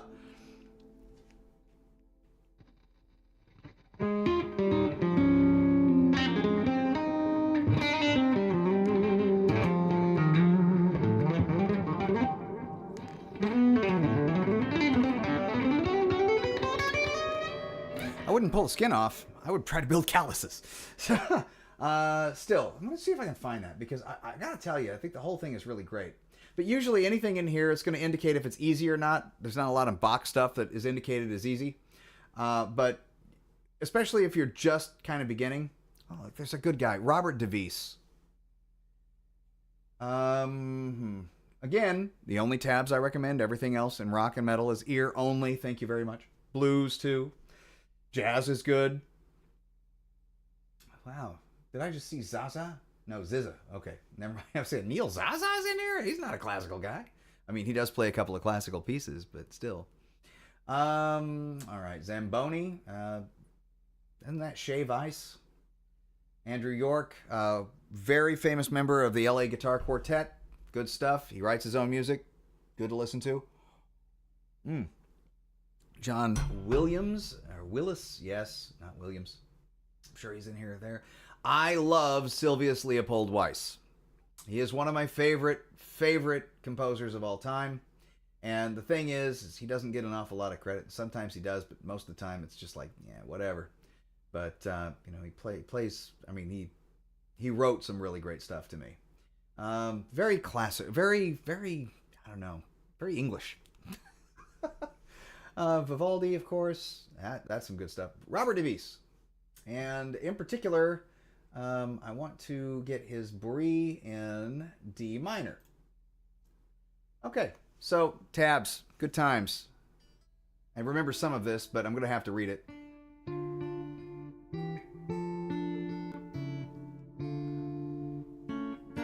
I don't believe that's correct, by the way. Yeah. That's correct. That's not in there, though. Or, excuse me. Yeah.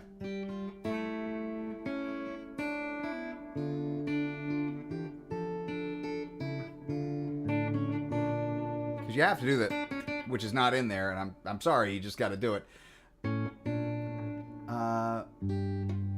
And I don't think that's right. This, why would you do that when you could do this? And it's much better. You even have ringing notes. So let me try that one more time with this. Or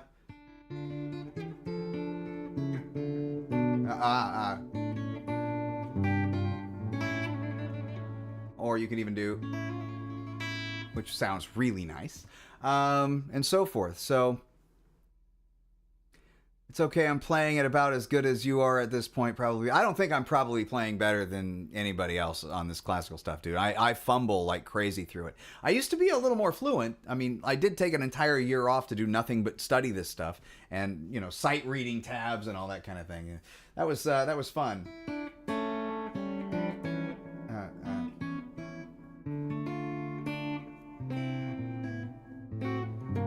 Yeah, at least I got that part. At least the way I would finger it.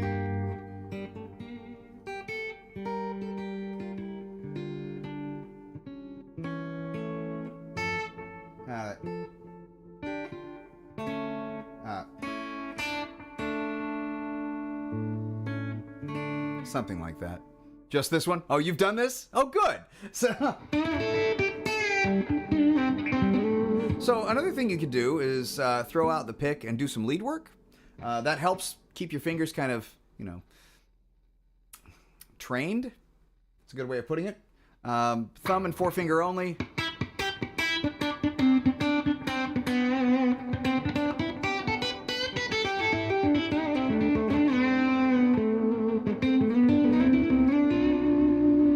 And that helps.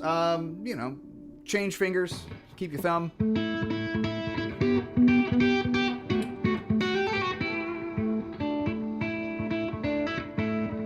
Oh no, I used my ring finger.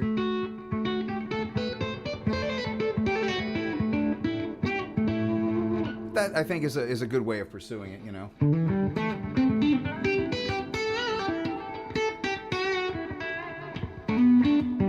Good, you're going about it right. Another thing you could do is like Mark Knopfler stuff, Yeah. What is that?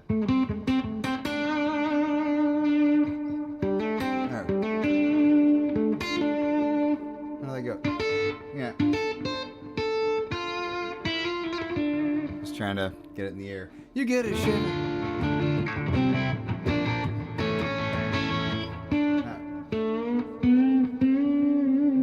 How did that go?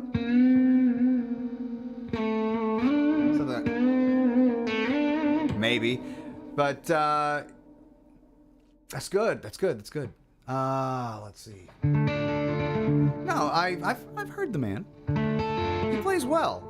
I mean, I can still give some advice. I'm the whole. We can do it with 2 fingers.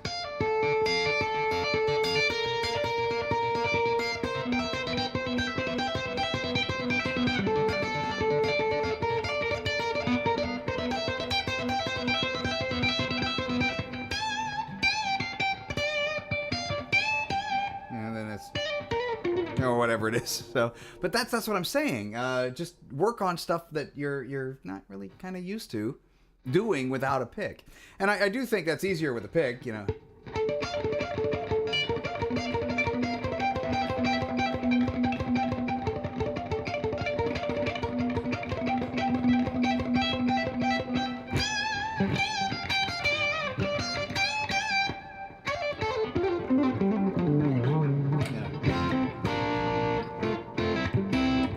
So, I'm playing about 3 years solid. You're a pup, yeah, but you do well. So let's see.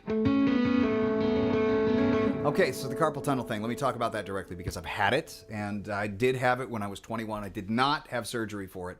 I went to a chiropractor for a little while, and after a while, I started feeling like if I went to the chiropractor more than like, because the guy wanted to see me like every week, you know, over and over and over and over again.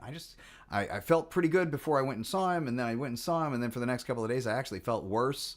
So, but let me tell you what I did. Oh, sorry, kitty. I stretched the living crap out of myself, and you have to know to not do it with pain involved. So if it starts to hurt, don't do any more than that. But you want to go just a little bit further as you're, you know, doing these kind of things, you know, as you go. So let's say you're only able to, you know, go that far. You know, your range of motion isn't like, you know, way, you know, just able to go this far.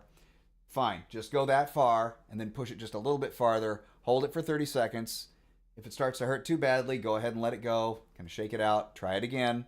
But the issue with carpal tunnel is alleviated by literally stretching before you play and after you play. And that's more important than I can really, you know, stress. It took me a full year to, well, no, let me put it this way. It took me 3 months before my hands stopped falling asleep while I was playing. And that really sucked. Let me tell you. It took me 2 years before I got most of my dexterity back, and I've never played the same ever since. I can't say, I mean, I obviously, I mean, I can play better now than I did when I was 21. In many respects, but man, I don't know. I miss being able to play some of the things that I was able to play beforehand. But knowledge, yes, no problem, sir. That's fine, man. I'm yeah, old farts or not, man. I mean, I'm right up there with you in a way. I mean, you don't have me by that much, y'all. So 58 and all this, and of course, you know, Dark Renaissance is only 50. I mean, I'm getting our age range. Black Pill Julia is 28, maybe 29 by now. I don't know, but you know, still. But I'm sincere when I say the stretching thing. There's a thing where you put your hand on a table. You should look into this kind of stuff. Carpal tunnel stretches, but be vigilant with them. Do them every day. You have to do them every day. Otherwise, it's you know, stuff's gonna be falling apart on you. But this you have to train like an athlete, and you have to train to expect some sort of injury, whether it's tennis elbow, which I've had, or carpal tunnel, which I've had, tendonitis, which I've had. You know, you've got to try to train to avoid those kind of things. And each one of those things that I got, by the way, was not because I played guitar; it was because I did a job. So. What do you do for a living? I basically stack blocks, man. That's not what I do now, but that's what I did back then. So it's, you know, hit with hammer, big stack of blocks that were just glued up. All right, great. Now I got to throw them through 2 trim routers. So take heavy piece of wood off, throw in. All right, catch on the other side because it goes back and around. Catch on the other side, and then put it on the cart. All right, put it on the cart. Put it on the cart, and then I'd be going through hundreds of those a day, hundreds and hundreds and hundreds of them. And I worked 10-hour shifts and sometimes 12s, but most of the time it was 10-hour shifts. And before you knew it, within 3 months or 4 months, oh, well, I'll be damned. I got tennis elbow from doing that. There was only one way of doing it. Or you could do it this way, and then you couldn't catch what's coming out the other end, and you'd be slowing down the guys running the presses. And they made sure that life sucked for you because this one particular job, they decided to cut it in half. And instead of having one feeder and a catcher, which you could trade places on, they wanted it to be one person doing it, so that was more efficient, but it was less efficient because it ruins you. So anyway, good times. Let's see. You do have 40 years of swinging hammers. Hey, baby, I know exactly what you're talking about. So without really calling you baby, sorry about that.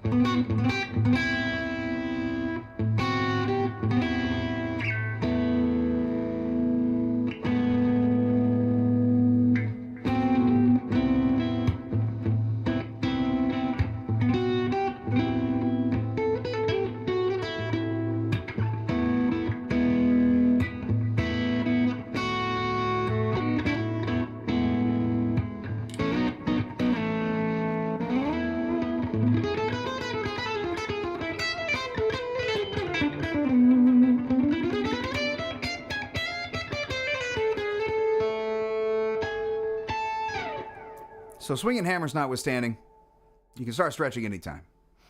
What's that? Tennis elbow in both arms? Yep. No relief for a year? Yep. It does hurt. Absolutely. I know exactly what you mean. So the point you could hardly pick up your dinner plate. Yep. Totally know that. Every single time I was doing this, it was like, ow. And I had to keep doing it. I had to keep doing it because that's my job.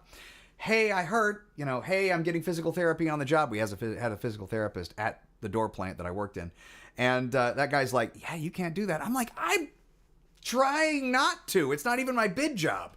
So, but they're just like, no, you're going to do this. This is what you're going to do. And I'm like, I don't even want on day shift, So, yeah, the stretching thing. I'm not even playing. And you don't even start with your hands. You start with like up here where you're doing things like this, palm up, elbow across, pull this as close to your chest as possible and just yank it with your elbow this way. I try. So same with the other arm, don't neglect either. And this is, again, before you do this, especially in your particular circumstance. Oh yeah, I'm feeling it right there. That feels really, really nice. So, you go this way, get your lats, do all that kind of good stuff. Not a joke. But this doesn't really do much. I really have to say, people do this, don't do that. That's not a thing. Pull down, palm up, pull the fingers so that they are flat. Keep the palm as flat as possible. Pull down, push back here on the knuckles just a little bit. Try to keep it as even as possible. Keep your thumb back. Don't let it go like this. Not right. Another way of doing stuff like that is kind of to wrap over here on your thumb like so. Pull over and around, and then pull up like this. So up and around like that. That's a glorious stretch. You're going to feel it in the back of your hand and back here. You should, at least. If you're doing that with carpal tunnel or tennis elbow, do it with a fist. It'll help a little bit. You'll get it there. But this is a glorious, glorious stretch for the thumb. Very, very nice. But no, it's just a matter of starting any time. But it's also a matter of keeping it going. So once you start it, don't stop. It really does feel better. Once you start doing that, don't stop doing it, man. It's really good for you.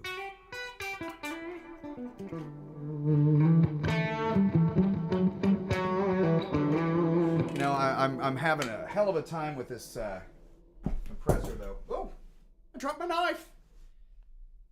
Let's turn that back down to a normal level. See what it sounds like. Very similar. I'll pick the knife up later. This is very camel-esque, though. Not the sound there, but the...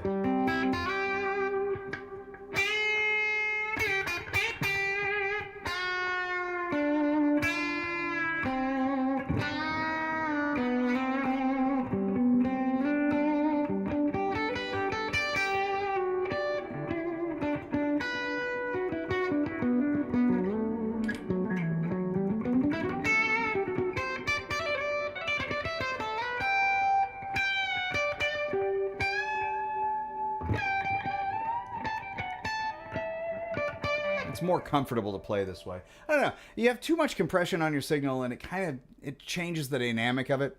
Because, plugging into an amp versus plugging in to nothing and just playing things, there's a different feel. And so you're going to approach playing an amp in a different way than you play like when you're unplugged. And that's kind of a funny thing because you kind of shouldn't. You can really play learn to play, I should say, better if you're not plugged into anything. And one of the things that I used to do is I would pancake my pickups. So if harmonics don't matter to you,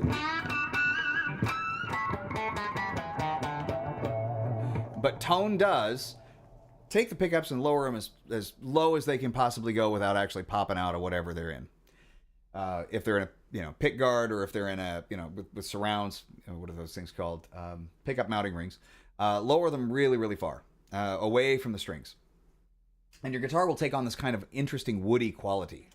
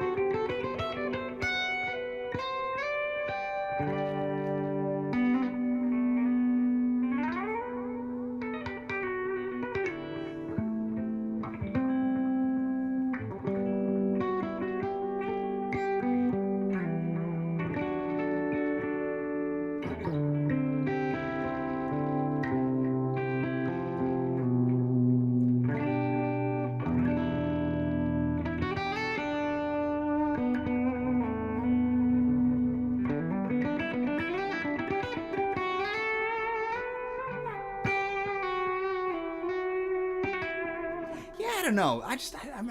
I'm in a lower gain mood today. My arm itched right there, and picks are really good to scratching. But if I was to go into a higher gain mode, I suppose, just to prove your point correct. Oh hell, let's go to lead.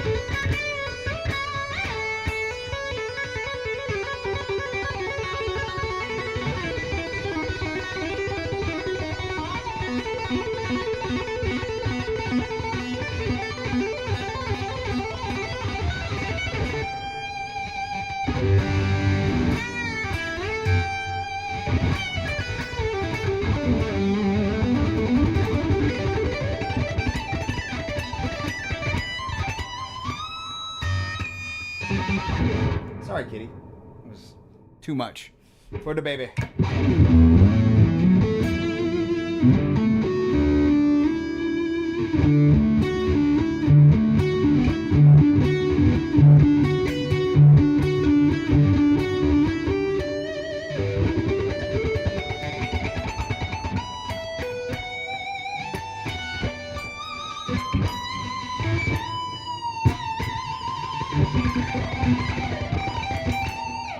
Nope, not happening tonight. I can tell.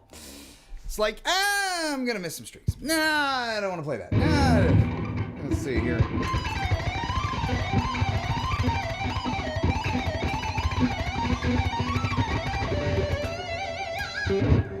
Oh, that was interesting. Pulled it out of its little crevice. Cute. Turning the volume down does help. Let's do something specifically different.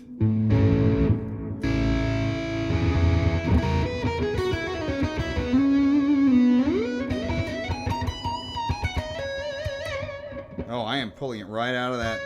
Interesting. Looks like I have to do a little bit of work on this.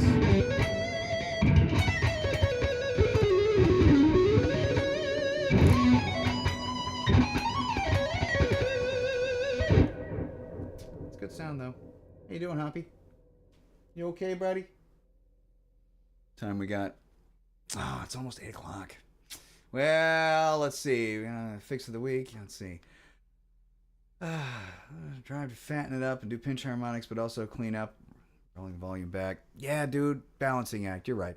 But it all depends on the mood, doesn't it? I mean, if my mood is basically to watch my cat, give himself a little bath. Cute boy. Just a cute boy. Just right. Give him scritches on the head. What a good baby. Oh, sorry. Come over here. Come this way. Over this way. Come on. All right, he's just going to bathe himself. That's fine.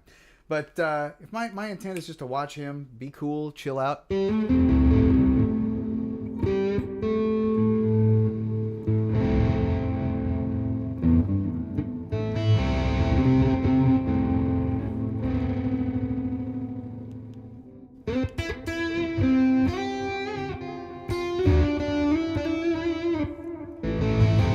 Noise gates are not fun sometimes. Let's try that.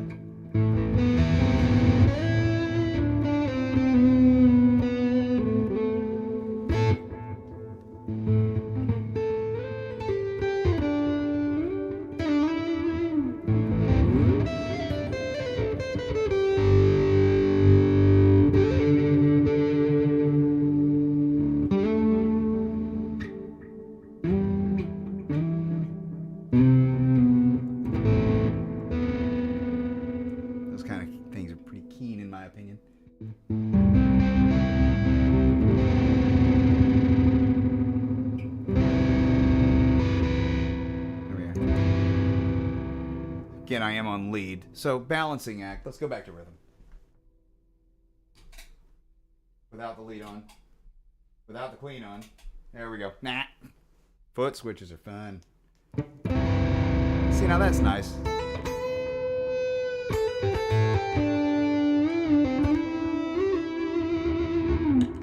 Actually, like I said, the pickups are relatively low gain.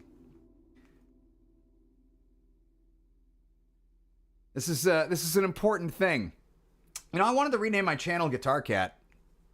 The Guitar Cat. But apparently that already exists. Unfortunately, the person I don't think actually plays guitar, although they might have cats. So, it just isn't working. How you doing there, buddy? Come on, can I see your hand? Can I see your head for a second there? There's my buddy. Come on, buddy. Come on, you tired little man. It's all right. Here we go. Nope, you're going to get down? Slinky boy.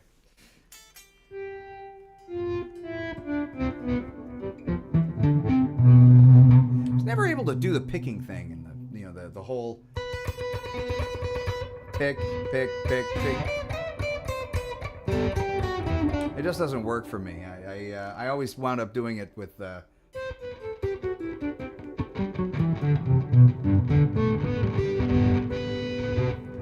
just hammers.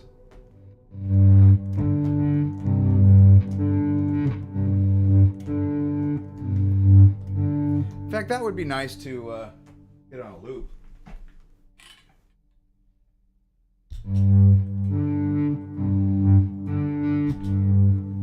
Like that.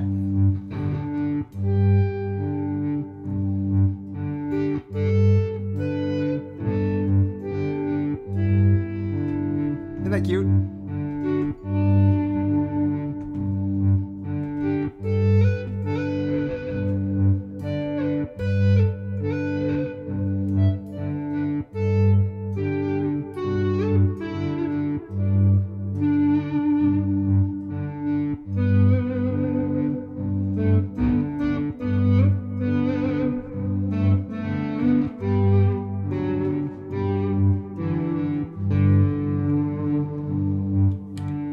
Do something weird with it though. Minor shift.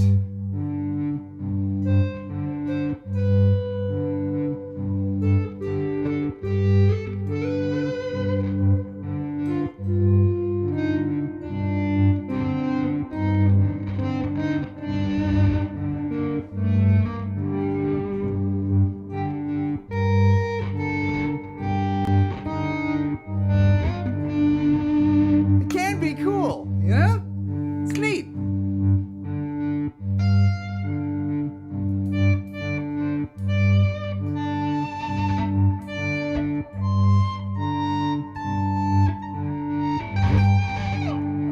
go nuts with it.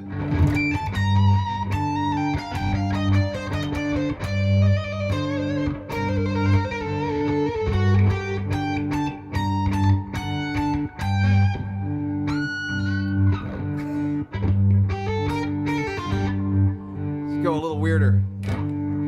Slightly different key.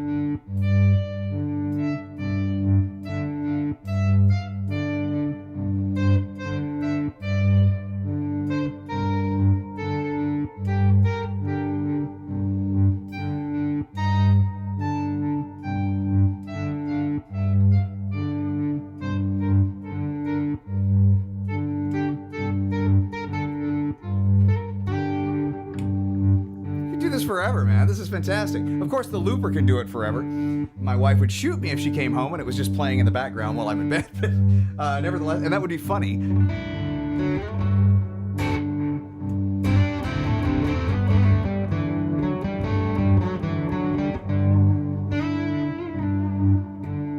Again, different key.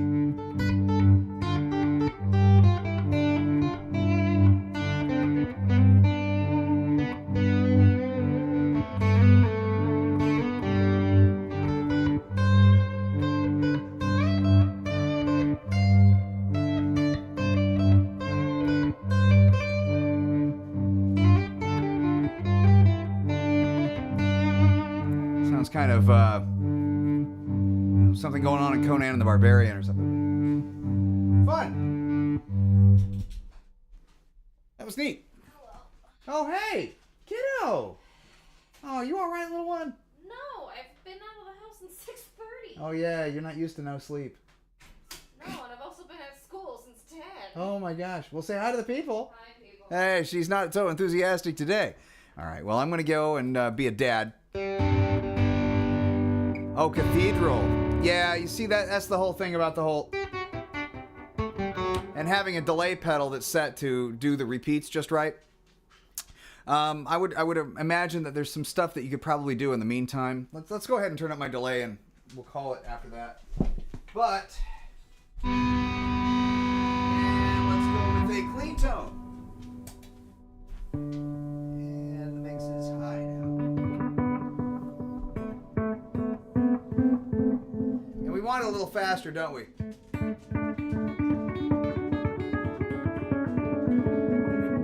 Maybe we don't. Maybe that's okay. Sound all right to you guys? Let's try that. So the whole point with the cathedral is really... That is a little loud. There we go. Want to about match the volume.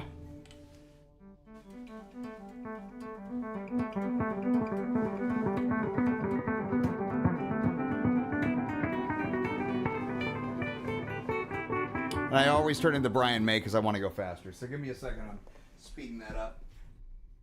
That time.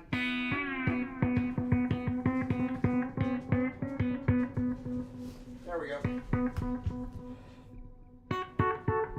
No, we don't want that many repeats. There we go.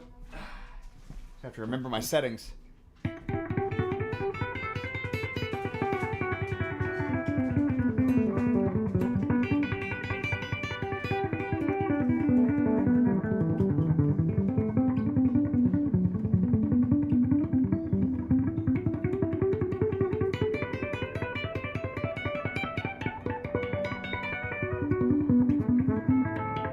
Actually, that's a kind of neat thing you could do with that. But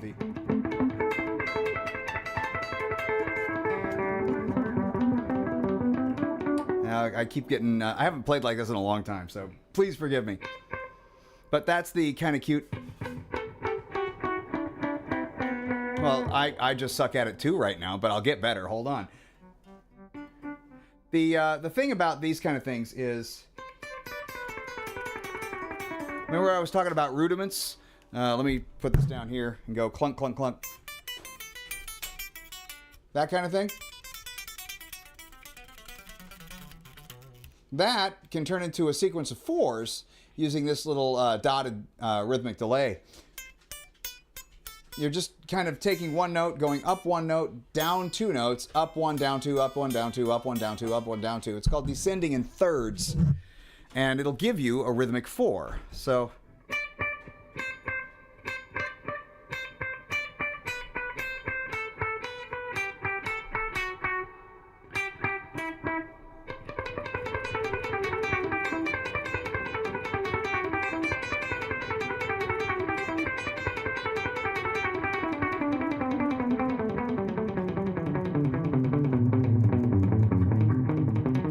and that kind of thing.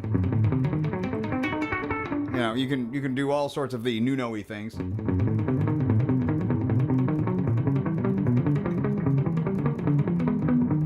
Not as bad as me.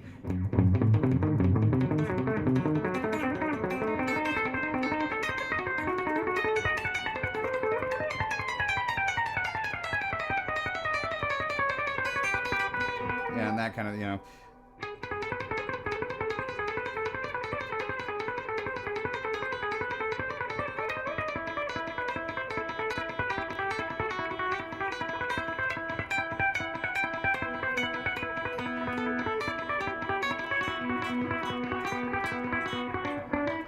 I remember I drove my wife nuts when we were pretty early on in our relationship because I had a delay, and I decided to do this. And it really is good for working on your time, by the way. Obviously, I need a little work on mine. You may need work on yours. It's a thing. But I was working on getting my timing right so I could do this, just do this, do this, do this. And I was coming up with all sorts of really interesting things, and I was really happy about it. I was excited. And she was like, "You've been doing that for 2 hours." Give it a rest. So I gave it a rest. But still, it's fun. But really,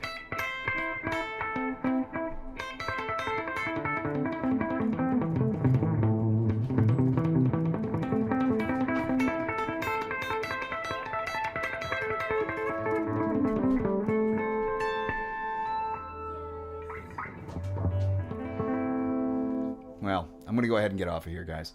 It's been a real hell of a night. I'm sorry I can't be on there Saturday. But like I said before, if you'll let me know through Discord or any other place that you know how to get a hold of me, which is in the link in the description, as I said before, go ahead and pop on in. Let me know if you want me to do this again, like a two for like the Saturday afterwards, where I'd stream Saturday morning and Saturday night as opposed to just Saturday morning to make up for this coming Saturday, which I'm not going to be able to stream. So, but you guys are always great. Thanks for stopping in. I really appreciate y'all. So be well out there. Take care of yourselves. And I'll see you next time. Maybe I'll do an early stream or something like that instead of Saturday. Yeah, take care. By all means, take care, everybody. Yeah, maybe an early stream or another late stream this week. I think that's probably a good idea. Yeah, I'm not going to do Friday because Fridays are chock full of streamy things. But maybe Thursday? What do you guys think? Thursday? We good for Thursday? Oh, you guys are too fantastic. I appreciate it. Thanks for sitting through my crap playing tonight. But I promise I'll play better later. So, but be well out there. Go to the classic tabs, pick through a bunch of stuff that says easy. Have yourselves a good time in the meantime, and I'll check back with you. I'm just going to go Thursday. What do you think? Thursday? See you guys.